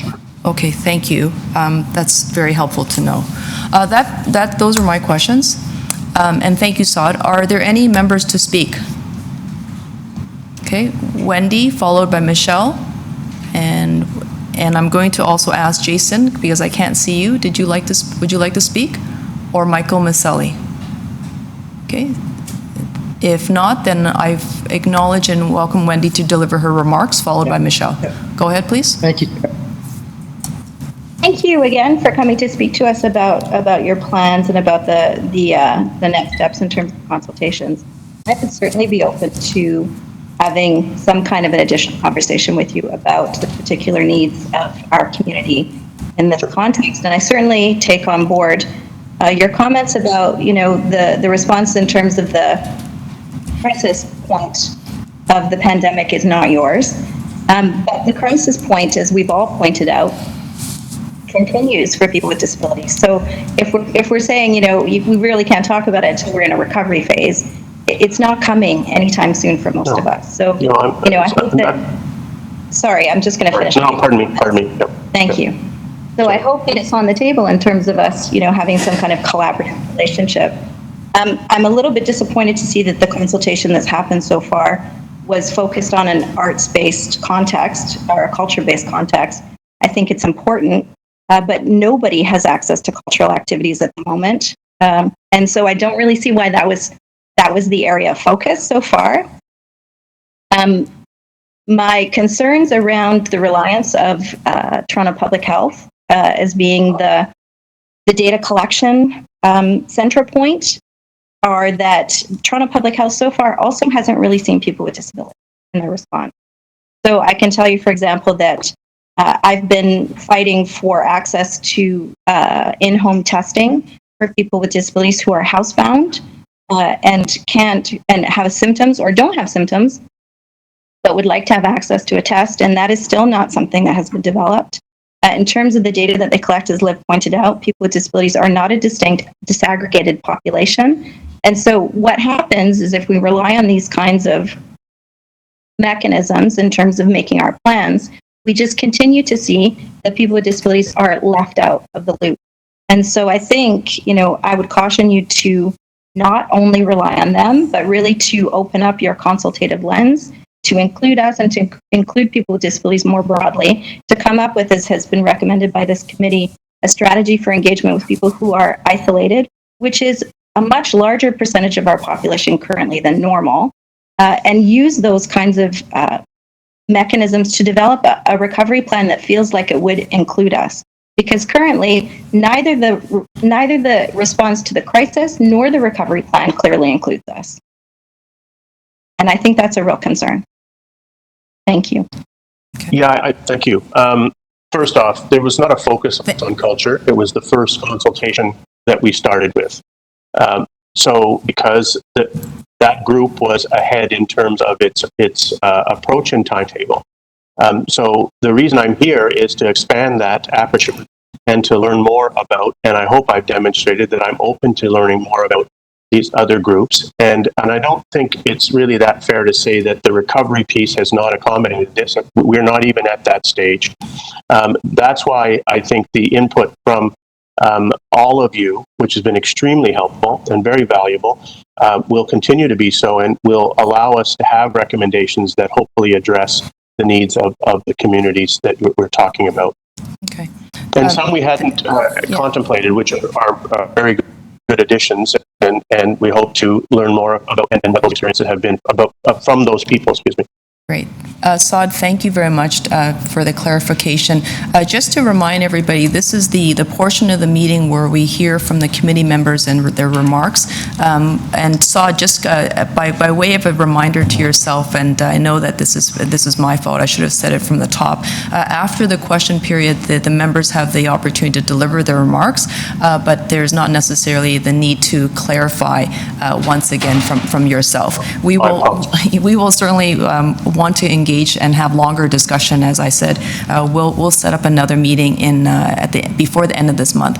I see Michael Michelle's cane. Thank you very much. I will acknowledge you after we hear from Michelle, followed by Jason, Liv, then Michael Michelle, and Michael McNally. Michelle, please go ahead. You'll have to unmute. So thank you. Yeah. Thank you again for your presentation. We definitely love to keep the conversation going. Personally, I'm speaking within the developmental services realm. We received the agency level recovery and rebuild survey recently. And while we can complete this at an agency level, I mean, we'll talk to the need for affordable housing and wage enhancements for our essential staff to be extended or made permanent. We're encountering a lot of barriers for getting input from the actual people that we support. There's no honorarium that we can provide right now. People need access to technology to be able to contribute, and there is a huge digital divide that's not being looked at currently through a disability lens. And also the questions, the modes of communication to answer the survey are not fully accessible. So that's another consideration that needs to be addressed if we're to actually get the input of people with developmental disabilities. And just echoing what everyone said, the contrast is jarring. The city's reopening, but people living in congregate care within developmental services are just beginning to visit with their loved ones after 3 months. And this is only if the person that's visiting can meet a long list of requirements, including a testing negative for COVID-19 every 2 weeks. That is the provincial requirement right now. So we're still very much in crisis. Surveys around rebuilding are not a priority, especially if there's no compensation or honorarium. We applied externally for honorariums, but the demand is so high that they weren't able to provide it to us, along with everyone else who is asking for this much needed compensation right now if you're asking people in crisis to give feedback on a rebuilding level. And this is outside of the realm of developmental services. In terms of data collection, I think it would also be prudent to collect information around people that once they are going back into this kind of changed environment around COVID-19 and extended patios, et cetera, that there be collection around injuries related to these changes, as I have personally witnessed several, including hospital visits because of the built environment changes that are happening to accommodate COVID-19 requirements. So that's just a personal note, and that's my comment. Thank you very much. Okay. Michelle, thank you. Jason, to speak? Okay, thank you. Can you all hear me? Yes, go ahead, please. Oh, thank you. I'll be brief. Thank you for this very helpful presentation and ability and willingness to continue the dialogue. I'm going to suggest that when we're able to reconvene another meeting later this month, that we come up with an agenda of the issues that we think are most pressing. I can tell you that from someone who's blind, from our point of view, just the ability to socially distance can be very challenging, is that if people don't move out of our way, we're not going to see them coming. So I think that's going to play out in areas like public transit and access to public buildings. I'm a lawyer, and the courts are supposed to be going back into session next week. That's a challenge. So I think we need to sort of come up with a list of issues, issue by issue, that we can discuss in an organized manner for the next meeting. I appreciate that. Thank you. Thank you very much for coming. Thank you. And thank you, Jason. Liv, to speak.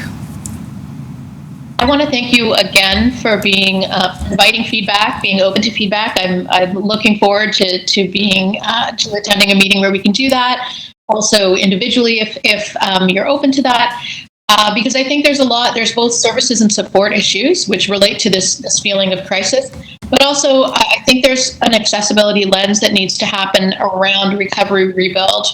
So as people are talking about, cafe TO, changing the built environment. As we look at, grocery stores and other venues putting down social distancing stickers on the floor, well, those are not necessarily accessible to people who are blind or have low vision. There are a number of ways in which we're changing the processes around everyday life. And it would be great for the city to issue some guidelines on how to do that in the most accessible way possible. And I do think that lens and those set of kind of guidelines should be ideally part of your report and your office's purview. And so I think there's lots and lots to talk about in this community. So I just want to thank you again for being open to hearing us. And the members of this committee obviously don't represent every part of deaf and disability communities, and that's important to note as well. Thank you. Thank you, Liv, for your comments. Michael McNeely, to speak. You'll have to take yourself off the mute button. Thank you. Yes. You can hear me? Yes, we can, Michael. Okay. Thank you. I would just like to give some recommendations around the use of language. In the PowerPoint you gave us, you indicated that you would try and make the meeting as accessible as possible. Correct? Yes. Yes.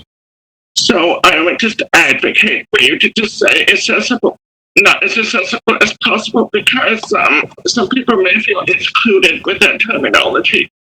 And if they're not able to participate in the meeting, then it is not accessible. Yes, thank you. Point well taken. Thank you. Okay, thank you. I think our last speaker would be Jason, unless there's somebody else who would like to speak. No, I'm not done. I'm not done. Oh, I'm so sorry, Michael. Please continue. Saad, I'm going to remind you not to respond if you can. Okay. No, I just wanted to hear back from Saad. So I think my next recommendation is that I would avoid using the phrase disability community, because I don't think we are a disability community. I think we are fragmented and isolated from each other. And to talk about a disability community is exclusionary.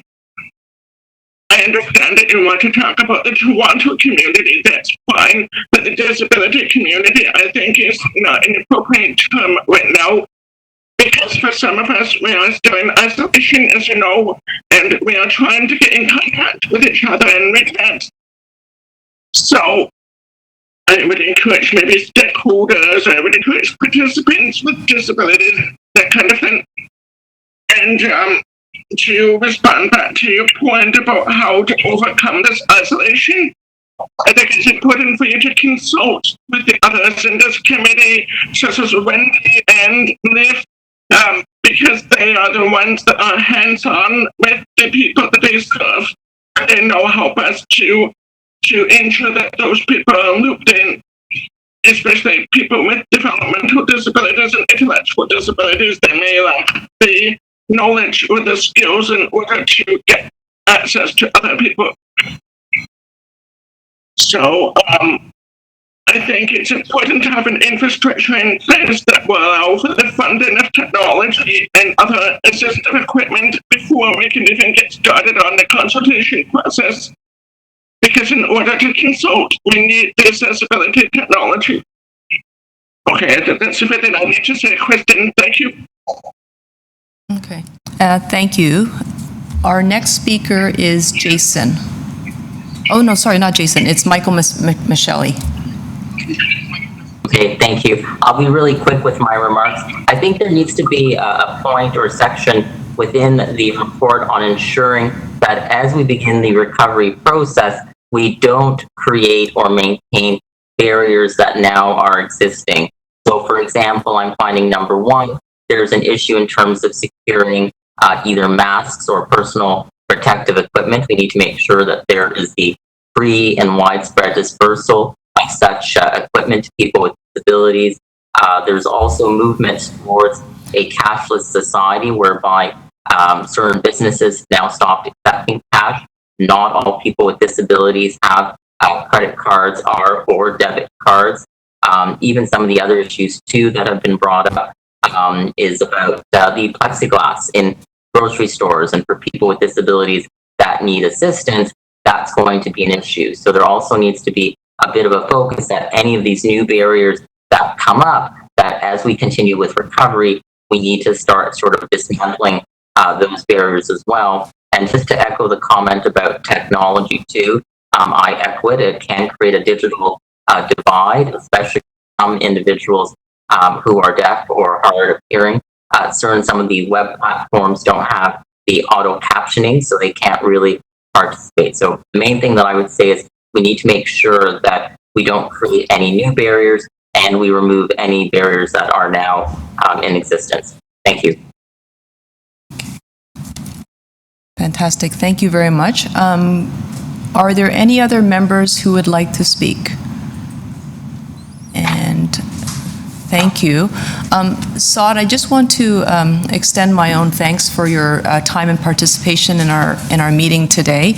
I think you know now that this committee is very keen and energized to provide supports, to provide additional comments, and they would like to have that opportunity. So just by way of recapturing what I said earlier, I will undertake to set up a meeting with yourself and the TAC committee members. We're going to call a special meeting, and I think we'd like to drill down a little bit more in particular around the details of what the findings, even if it is that you can share some of your preliminary findings with us. There are probably we probably need to seek some clarification about what exactly is the scope of your mandate, and I think clearly you were you helped provide some additional information that perhaps things that were being asked of you from this committee was beyond the scope, and clearly that highlights the fact that there are members of the committee who represent organizations who have lived experience, who already feel that the city has gone about its business without seeking their input. And one of the things I said earlier on is that the city has been rolling out programs, new tools, new service enhancements, and they have not done that with the advice of this committee, which has not met since February 2020. So lots has happened to us and not necessarily with us, and that's why you are hearing from the committee members, not necessarily frustration directed at you per se, but frustration overall that the system has not included them. With respect to my earlier suggestion of having some very clear indicators of what are you measuring, or what is the Office of Recovery and Rebuild measuring, I stand by the fact that we need to know where are we today. compared to where we have come from even a few months ago, and then where do we want to go into the future. And where we want to go into the future, I'm just going to focus on that. I recognize that we don't have a crystal ball, we cannot foretell the future, but part of our work has to be making sure that the future does not build upon the social inequities that existed prior. And so as governments think through, and this is not necessarily, exclusive work to you, but work for all of us, including myself and the mayor and city council, including the provincial and federal government. But as we think through how to build a more prosperous future where people are included, what we need to do is make sure we don't continue to leave those further behind.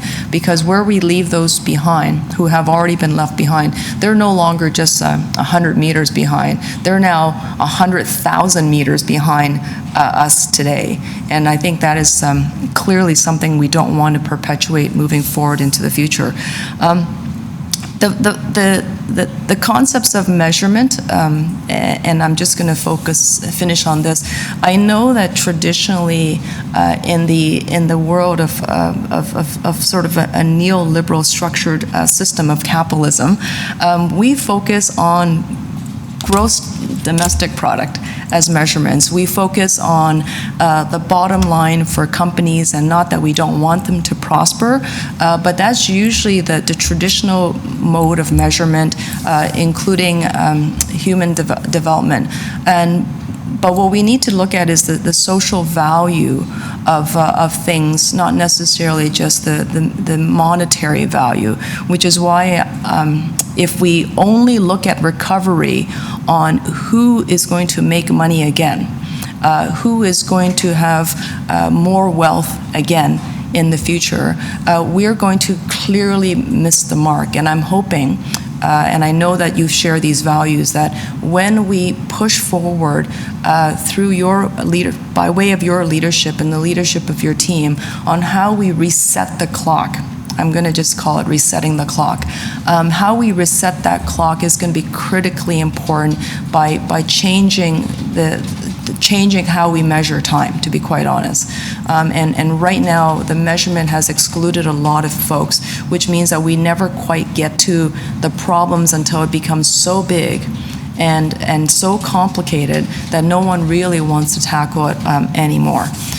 So I just want to end on that and thank you for your leadership, and we're going to welcome you back before the end of this month so we can dive into this conversation a little bit fuller, and hopefully I'd like to say also with more structure. Thank you. I will move to receive your report for now. All those in favor of receiving Saud's report? And there is none opposed. Saud, thank you very much for your time with us today. Thank you. I very much appreciated it. Okay. Heading back to item number 2, and we only have 2 items left, but item number 2, as the members of the committee will recall, it is simply a letter that I had originally tabled, and I have to admit it was not, it certainly wasn't it didn't capture everything, and I'm incredibly encouraged by the conversation I had with the committee members. Because of the conversation we had, I will like to move an amendment to what started off as a 2-clause letter has now become much, much larger. And if we can just put the amendment on the screen, okay. And it was also advance circulated.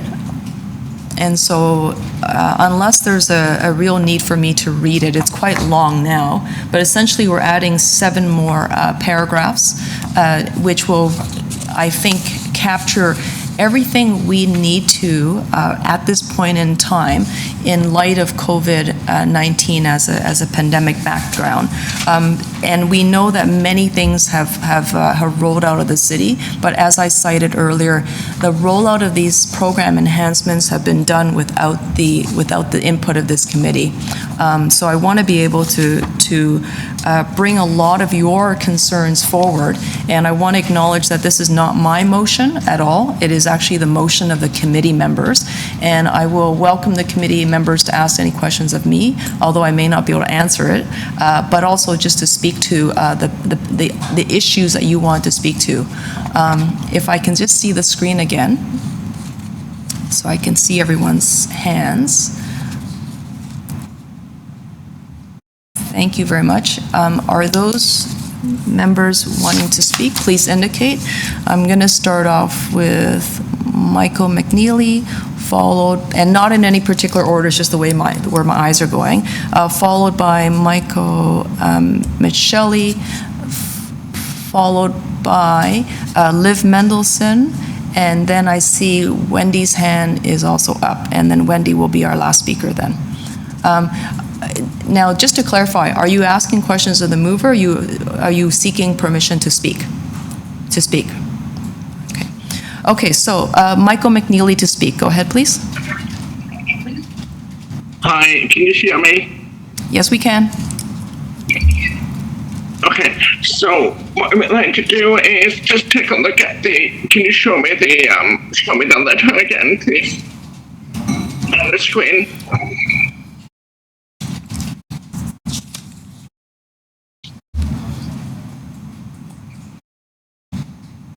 So if you look at point 1, I would like to detail any efforts and modifications to accommodate persons with disabilities. I would like to expand that. I would like to say detail any efforts and modifications to accommodate and employ persons with disabilities. I would also like employment of people with disabilities to be placed in all relevant paragraphs, so that we can ensure that it's a focus, especially for those people that are doing,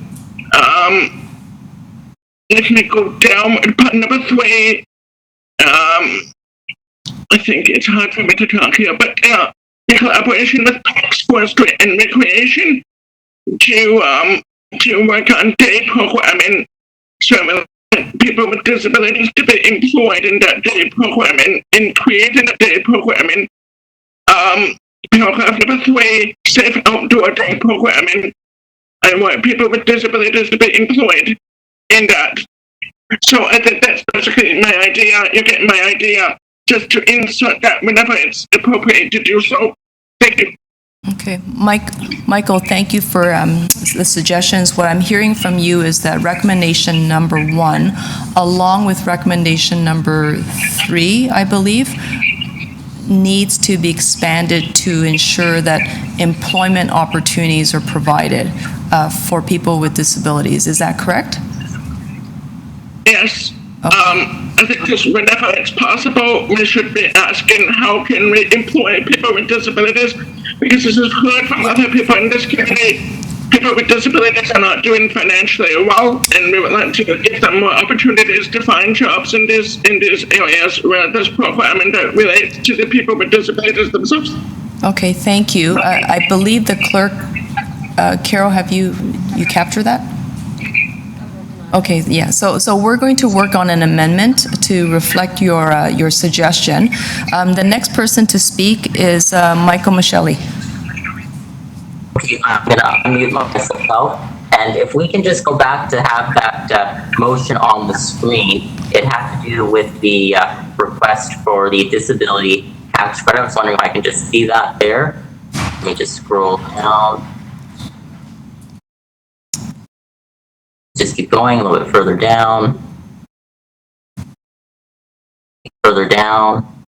Okay, yes, number 7. Yeah. So therefore, for an increase of the disability tax credit, right now, the way the disability tax credit works is it's a non-refundable tax credit that lowers your income taxes if you have to incur any extra or ordinary expenses. What the Trudeau government did is they gave a $600 amount to people with disabilities if you qualify. So right now, we need to be careful with how we say an increase, though, because they might just say, okay, well, we'll increase the amount, but you may not get any money directly, though. So I'm wondering what the committee thinks. Should we be if that's exactly what we're asking for, an increase in the amount of what is non-refundable in that way in terms of what that qualifies, or are we actually wanting it as an actual payment mechanism whereby individuals get a certain amount of money every month to pay for certain items? So I just think we need to sort of clarify that a little bit better. So my question to you, Michael, is what is your suggestion? Because this is a request going to the province of Ontario and the federal government. I think what I would say in terms of my sort of recommendation, though, is that we need to perhaps, I actually think it should be turned into a monthly payment right now while we are in a state of emergency.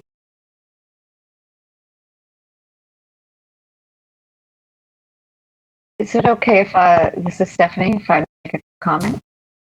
Stephanie, hang on tight. I think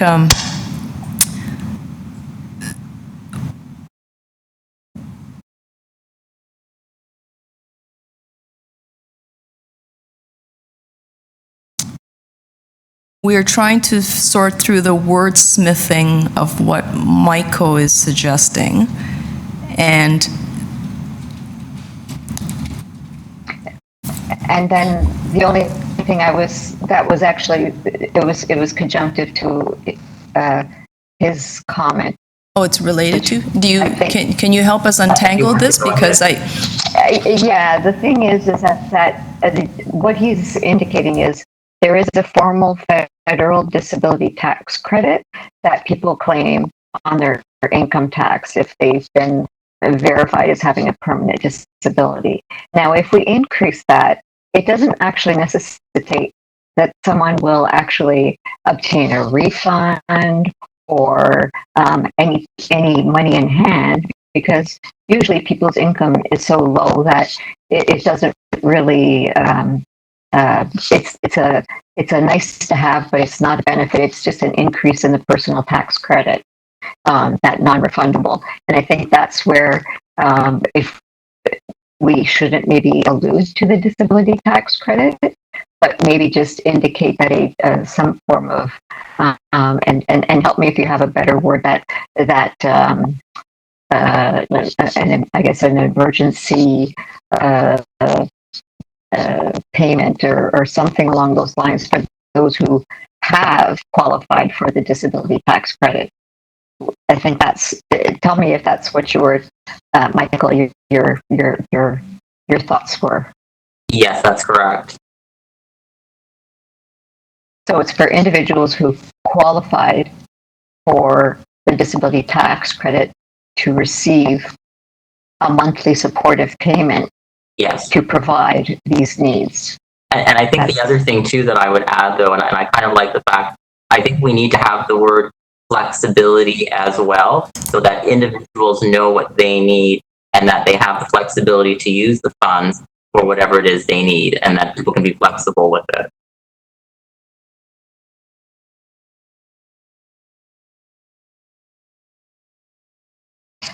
Michael, do you know what that amount or how they named that that one-time benefit allotment? You know what? They just said it was a $600 amount, and that was it. But as far as I know, nobody has received any checks. And there was even sort of it was problematic because not everybody will be getting the full $600. So if you're a senior with a disability that qualifies for the disability tax credit, it was something like $300. So it was sort of problematic in so many ways. So then maybe it actually needs to be clarified as well. Yes. So it needs to be sort of formalized, because right now it's not even formalized. That was my understanding as well, that I sort of hear things, but it hasn't been put into fruition or named. So it actually, it's some form of funding for those who do receive a disability tax credit, the federal, or qualify rather, for the disability tax credit. Can I suggest that we... I don't know if that helps you at all. Can I suggest that we hold down this particular conversation and maybe hear from Liv, followed by Wendy. There's a lot of requests for, we need to be able to sort through the language, and I understand that you want to increase the frequency and expand the dollar volume, quantum, and I think that's really the gist of it. I don't think we'll be able to get through redesigning the program from this committee. You want to be able to just give some clarity and make the request to the provincial and federal government. How they implement is solely up to them. They're probably not going to get into the details, but the message is increase the dollar figure and increase the frequency, so it's not a one-time check. So I'm going to work on that behind the scenes with the clerk, and if you and let's welcome Liv onto the screen and let her speak for her 5 minutes. I'll be hopefully speedy. I think just speaking to that, I think there's a morass between the ODSP, which is getting clawed back with the CERB. I mean, if you start to get into income supports, it's very, very messy. Not that we shouldn't make a recommendation, but we may want to make a more general recommendation because you have 3 different levels of government clawing each other back. It's very quite complicated. What I wanted to suggest, either adding here or maybe making in the future, I wasn't sure where or how, but based off the presentation and relationship, we're beginning with with Saad Rafi Saad and Saad Rafi rather, and the TORR. I'm wondering if we can make a recommendation that there be a specific TORR staff, disability community, deaf and disability communities, whatever liaison, that there be a staffer who is specific to this portfolio within the TORR. Because my concern is that they've been very open about the fact that they don't know what they don't know, which is a great start. But being that this is all going to be wrapped up by September, I'm very concerned that what they don't know will remain what they don't know if we don't have someone on point.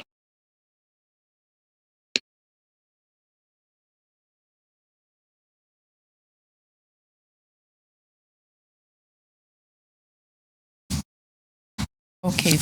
Thank you, Liv, for your comments. I'm trying to wordsmith as you folks are speaking. Our next speaker is Wendy. Thank you. I just wanted to also speak a little bit to this wordsmithing around the issue around the text related to the disability tax credit and some of the stuff we've been talking about. I think as has been noted that $600 actually hasn't been released to anybody either, and the disability tax credit is not does not provide any cash to anyone. So I wonder, and I guess Kristen, you're working on this at the moment, but something more along the lines of develop opportunities for people with disabilities and their families to have access to adequate funding so that they can do XYZ might be a more general recommendation that we could make. I think we're all in agreement that there needs to be additional funding for these considerations because what is there currently is inadequate. So I wonder if that would help with wordsmithing. The other thing I wanted to mention is around Toronto Public Health. And so by virtue of my role, and I spoke a little bit to this, but by virtue of my role as executive director at SILT, I sit in on a lot of conversations with folks who are considered to be health service providers, as we are, around the current circumstances in regards to responding to the pandemic. I have found that Toronto Public Health does not have a disability lens.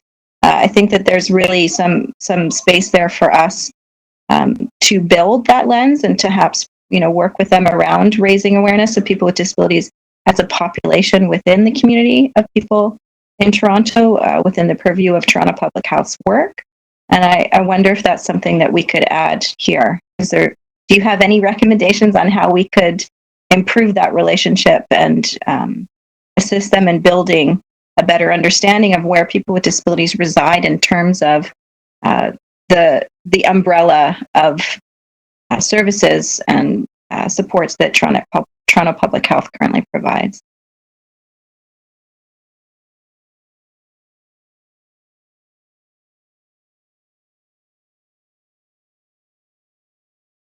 Okay, thank you very much. Are there any other members who are interested in speaking? Okay. Sorry, Kristen, I just wanted to ask that question of you. So is that something that you can respond to? I'm just wondering how can we include Toronto Public Health in here and something about asking them to come and talk to us about how they have considered people with disabilities in terms of the work they've been doing throughout the pandemic? Yes, we can put that as another amendment to the sort of large motion. We can certainly make that. Are you just seeking a presentation? I think a presentation would be a good first start, but I think that if there's a way for us to have an ongoing relationship with them, I think that would be important. Okay, thank you. Michael Michelli to speak. Myself, just a quick comment off of what Wendy was saying. I live in the north end of the city. I'm right across from the Willowdale Welcome House, and they are a refugee settlement organization, and they had one of the worst outbreaks in the city. And it was interesting just for myself to go onto the Toronto Public Health website and just to find out what the numbers were like in terms of just knowing the numbers, knowing the number of hospitalizations. I had it was almost as if I was looking for Easter eggs. I couldn't even find it anywhere. And so even just in terms of basic information was difficult to find. That I think, just off of what Wendy was saying, is that we do need to have that conversation with Toronto Public Health just to make sure that whatever information they do have, they are presenting it on their website in a clear, easy to find manner so that people know what's going on. Thank you.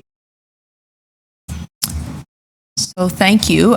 We are going to be adding an additional amendment to the large omnibus motion, and that is to request a presentation from Toronto Public Health at our upcoming September meeting. So we'll start with that and go from there.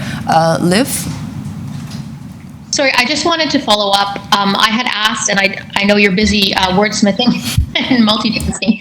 I'm just wondering if it is something we can ask either the tour office directly or through this omnibus requests list to have a staff person have a responsibility specifically around disability and deaf communities within the tour office.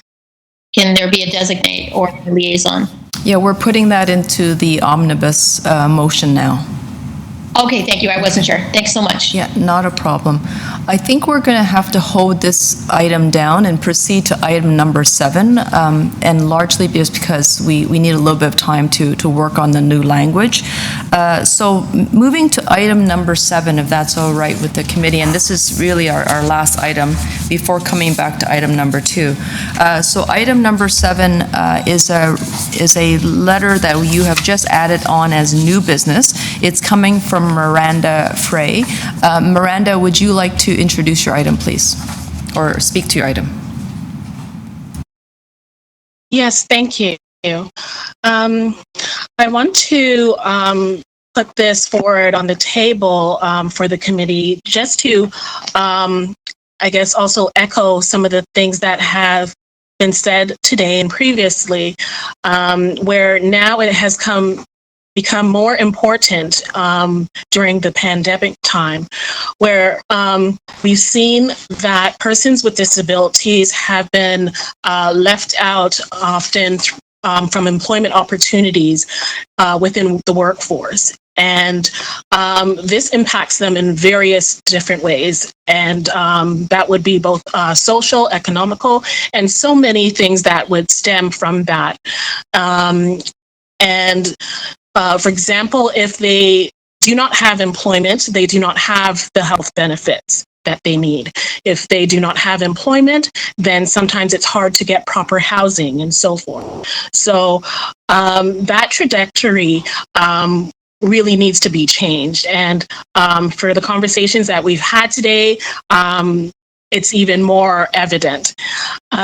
So I was thinking with this letter that having opportunities for mentorship, internships, skill practicing, and so forth, those will be some meaningful employment opportunities for persons with disabilities who want to contribute to the workforce to be able to have access to opportunities.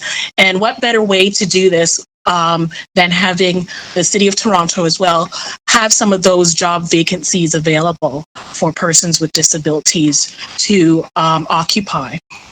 As community partners as well, a lot of organizations do have some of the supporting client support structures to be able to assist those with persons with disability to be able to have that success in employment, the job maintenance aspect. And myself, and I'm sure other community partners, would be most willing and able to contribute to that. Right now, there's a lot of change within the province of Ontario in terms of the employment support services that they offer to the public. And again, within that situation, my concern is I do not want to see persons with disabilities being left out as well when they go through their changes in service model and service delivery.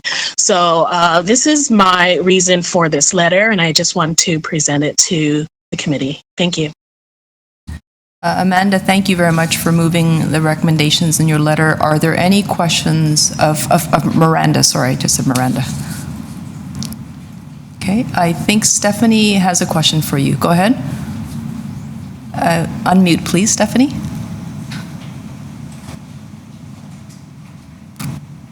Sorry, it just takes me a while to get there.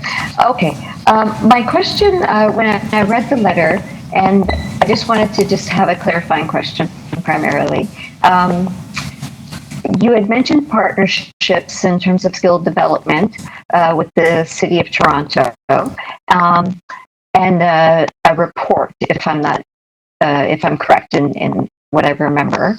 And one of the things I wanted to just ask is if in the report it could include, I know there are many, I'm not sure anymore, but I know there used to be many multiple organizations that did provide services for individuals with disabilities, either looking for employment or different mechanisms such as JVS, etc. A variety of ones. If we would be able to also, in that report, obtain, if possible, a listing of the organizations that provide and what it is that they provide, because I think each one does provide something different. I only remember from when my work as the diversity for TD, we had numerous employment organizations approach us that had some with for members who were autistic, some with a variety of different groups. So I just wanted to know if we could include that in the report.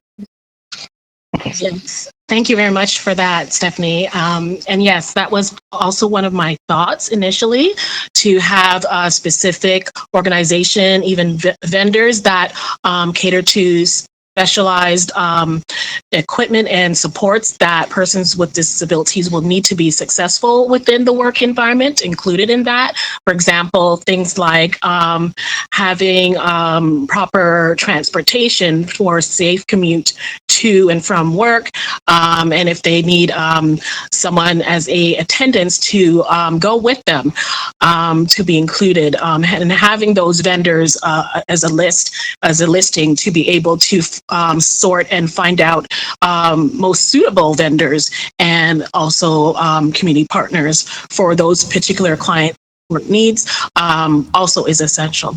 So thank you. I guess maybe the clerks can help us with that too. Thank you. I think that the clerks were very busy on another matter. I don't think they heard that, but I have another motion that I'd like to table to what Miranda has provided. Are there any questions of Miranda right now, or can I proceed to table one additional motion? Okay, so seeing none, thank you very much. Then to speak, are there any members who would like to speak to Miranda's motion? Okay, no, seeing none. Then the only thing I would do is just add a quick amendment to Miranda's excellent initiative here. And if the clerk can please put that onto the screen. My amendment will read, City Council direct the Executive Director of Social Development, Finance and Administration and the Executive Director of People and Equity in collaboration with the Economic Development Division and in consultation with accessibility stakeholders to develop an outreach model and determine an appropriate pilot strategy for the purpose of providing support and referrals to relevant services to inform workers with disabilities of their employment rights and report back to the November 16, 2020 meeting of the Toronto Accessibility Advisory Committee. I won't say much more because I think that's pretty straightforward and self-explanatory. Are there any questions of the mover? And I see Stephanie's hand go up. Go ahead, Stephanie.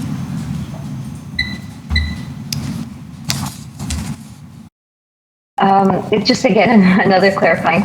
So is that to be included with, or is that a separate motion? No, it's I'm adding my motion to Miranda's series of recommendations contained in her letter. Yeah, it's not replacing. Okay. The reason I was asking because I noticed that it indicated their employment. Did you say legal rights or something along those lines? Employment rights, correct. The last line? Yeah, okay. Great, thank you very much. Okay, thank you. Are there any other questions of the mover? Seeing none, I think we could probably take the item as a package if that's okay. Okay, so can I have a show of hand to indicate your support? Okay, any opposed? Seeing none, that carries. That was the item as amended. So that means Miranda's recommendations plus the amendment. Okay, so we can probably go back to item number 2.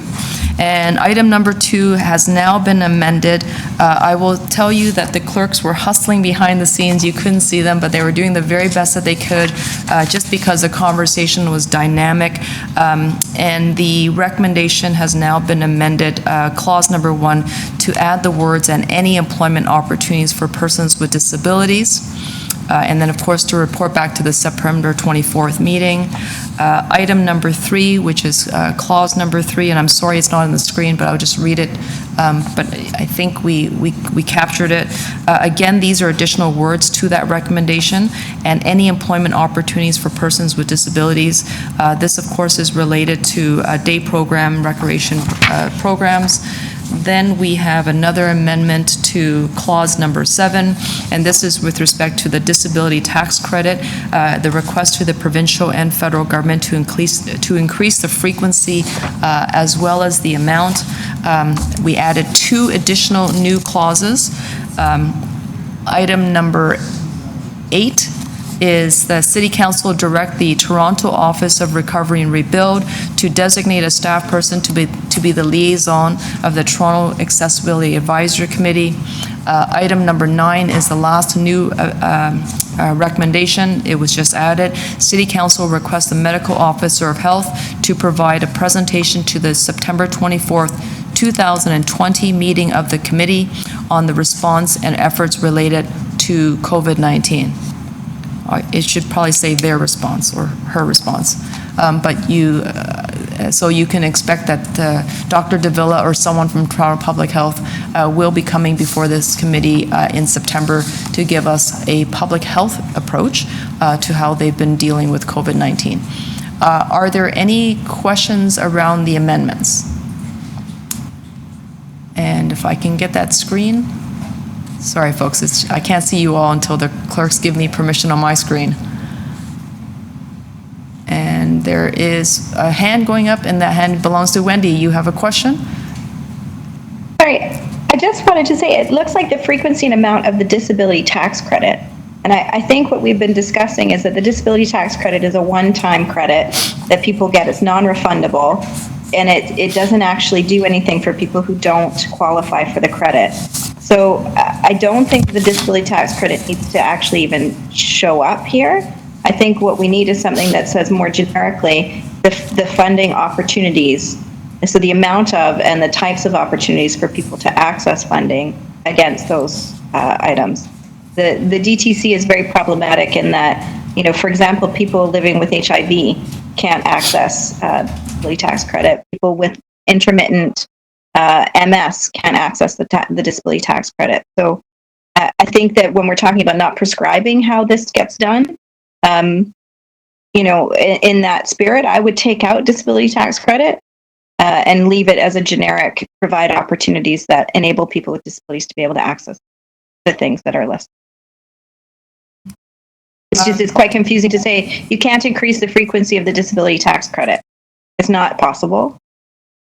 You only get it once, and you apply for it, and you get it, and it gets applied to your taxes. So, yeah, Wendy, the way it's written is impossible. Yeah, Wendy, thank you. I think in the pre-calls I had with the committee members, I forget which one, and I apologize, folks, but there was a suggestion on that call that the one-time $600 disability, the disability tax credit was not adequate. So that's where that came from. So if there's confusion there. The disability tax credit and the $600 payment are different things. So the $600 payment is a payment that's being made to recipients of the disability tax credit. You only get it if you've already qualified for the disability tax credit. Mm-hmm. The disability tax credit itself is a separate entity. So it's gatekeeping. Yeah, so can I... DTC. Mm-hmm. If I can just suggest, because it's... yeah. So there's this might help clarify, just because I think we're talking about two different programs. And part of the talking about the two different programs is they're called almost identical by the title. But the clerk can put the screen back up, and this will now change the original motions to something much broader. That City Council requests the Province of Ontario and the federal government to increase the frequency amount of funding opportunities.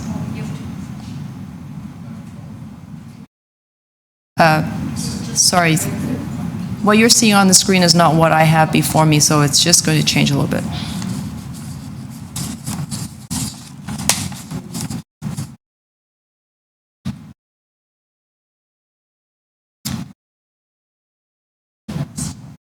Yeah, I see that.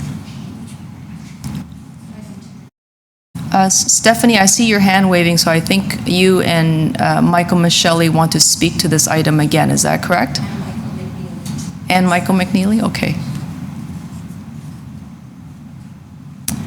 If only the federal and provincial government was going to take our motion seriously, but it's still good to have it on the record, I think.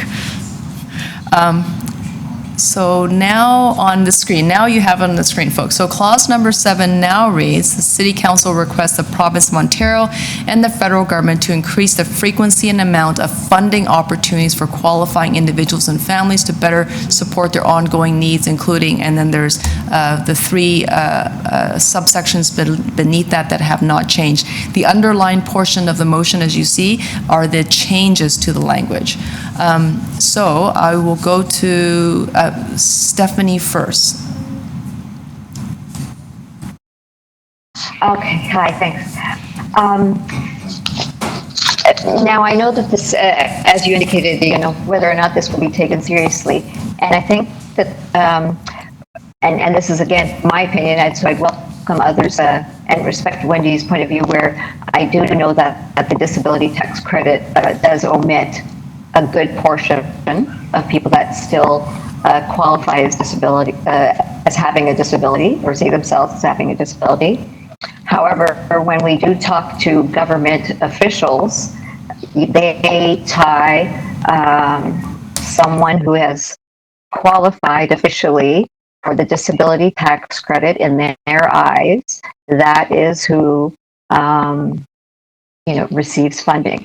And sometimes I think it's better to be more prescriptive rather, when we are dealing with feds and Ontario, because otherwise they'll just, the broader we leave it, it actually provides them an opportunity to, either disregard because it's too broad and there's no way for them to actually create that. So that's why I think the original request indicated that people who, when you say people who are deserving, the original statement indicated people who have already qualified for the disability tax credit, which is a recognized federal tax credit that people have applied for, and that's how the federals, for lack of a better word, do see individuals, rightly or wrongly, of need. So my recommendation would be to include that wording, that individuals who are qualifying, only because I think that very broadly, again, it wouldn't be taken seriously. So, Stephanie, thank you. If we were to go back one more time, if we put back the language, disability tax credit and other funding opportunities,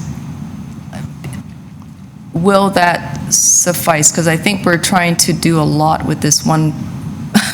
We're trying to do a lot with this one particular portion, and it's becoming a little bit confusing. So, and I know that there was real intention when we first started by drafting this recommendation, because there was a comment originally that the announcement that the federal government made around the disability tax credit, even if it was one time for 6 months. I think the language, we just need to clarify, and this is where I think we're all getting, the disability tax credit, as Wendy indicated, has been in existence for 50 years or so, in my whole entire lifetime. It has nothing to do with the pandemic. It has nothing to do with, it only has to do with when you're filing your income tax reports. It's a federal idea. So the only thing, and I think some people will disagree with me, my suggestion was to say, instead of for qualifying individuals, for individuals who do qualify for the disability tax credit. And that does not mean the 600, it just means that's how they define people with disabilities. When it comes to income tax, it's easy to pull up those social insurance numbers. I'm just trying to think of a way to make it easy for the federal government or to actually do something with that recommendation. So that's my suggestion, but I think others will disagree with me. So it's a suggestion. So if you have a suggestion and want to move another motion, you're welcome to do so. I think just because we're starting to lose individuals. No, it's okay. This will never be the last time we deal with the matter, but I do think that because we are seeing members of the committee leave the meeting, we probably need to bring this to a nice, comfortable landing for now, knowing that I will work with you and anybody else who wants to table something for the September meeting. Liv, you've been very patient. I know that Michael Michelli has as well. Not anymore. Michael, do you have any specific questions about the motion that's before you that has now been amended? Okay, thank you. I was just going to say, I echo Stephanie's point, though, about the fact that we want to try to be as broad-based as we can. It was actually me who, in the pre-meetings, that sort of mentioned it, just because that has been the only sort of major federal response towards people with disabilities during the pandemic. I think the reason why the federal government picked the disability tax credit was because it was an easy way to do it. in terms of identifying people who already qualify and to try to get money out the door. And I think, just sort of echoing Stephanie's comment, though, that to make it easier for the federal government to, increase the frequency or do anything, it's the easy way of identifying some people. May not be everybody, but at least we'll get some people with disabilities. So in terms of the motion, I do think we may need to put disability tax credit back in there temporarily to just say, as a shortcut to say, for those individuals who qualify for the disability tax credit, just as a means of trying to get something done, because otherwise the federal government will say, what do we do here? Thank you. Okay. Thank you very much, Jason. So I'm going to suggest one more change. Is that your hand going up, Liv? I'm just very, very quickly going to say, I think in more general, motion makes sense both in terms of equity, because as Wendy has pointed out, a lot of people are not covered by this, and there was actually a lot of resistance to that bill, and there was a lot of disability community groups that were upset about the only measure. I don't know if this group wants to validate that as a mechanism. I don't think we do, but we can discuss that. But I would say the motion as it is addresses both the province and the federal levels. So there's two jurisdictions in there. If you put the DTC in, the province there's nothing for them to look at. So I would just make it quite a general motion. Frankly, realistically, I mean, how much impact is the motion going to have? I think it's more a statement of our values than it is really going to be an issue of how they interpret it, if it is indeed looked at all. So I would make it as general as possible, as inclusive and equitable as possible, knowing that if you want the provinces to look at it at all, I wouldn't stick a federal program or a federal income support tax credit in there. I mean, you could make a whole motion about not calling back CERB. You could make a series of motions, and maybe we should at another time. But our purview is the city. And I'm concerned that we're going to go down a rabbit hole here. Liv, thank you very much for your comments. I appreciate you keeping us on track. I'm going to take one more stab at this just because it's before us and we've invested this time. And I also have Liv's final remarks sort of rambling in my head. But here we go. City Council requests the Province of Ontario and the federal government to increase the frequency and amount of funding opportunities for qualifying individuals, including those receiving the disabilities tax credit, and families to better support their ongoing needs, including ...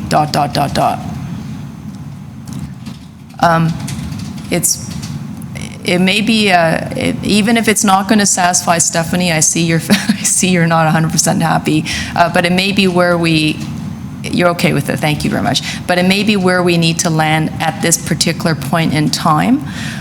So the clerk will put that back on the screen when they have a moment. And I just want to thank everybody for your advice, your ongoing participation. I know it's been very difficult. This is just a great example of how challenging it is sometimes for us to work in the COVID environment, especially since we're meeting virtually.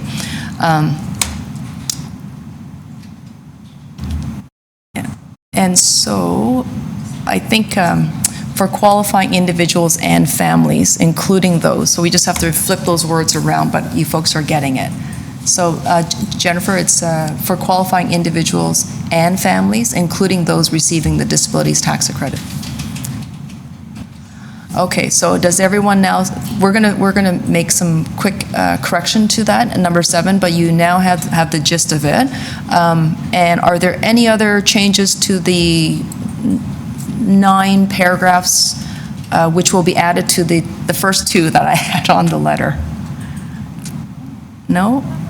Okay, it looks like we're doing good. Okay, here it is, now corrected. Your screen's been refreshed. Can we take the item as a package again? Yep. So all those in favor of the amendment and then item as the item as amended.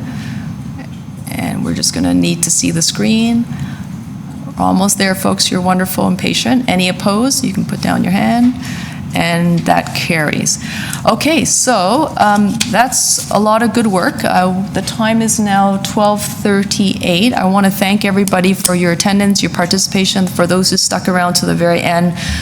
We will do everything we can to set up that additional meeting with Saad and his team. I know he said the end of July, so if anybody had plan to be on vacation, we welcome you to come back and join us. I anticipate that we'll need at least 2.5, 3 hours for that focused conversation with him and his team. So just to give you that heads up.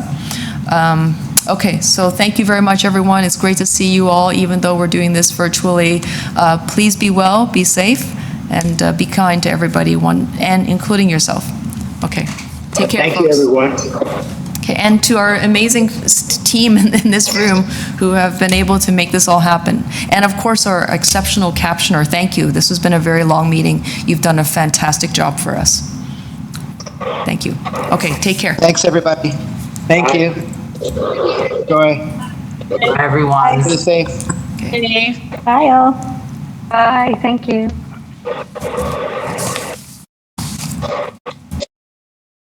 Long meeting, buddy. Bye.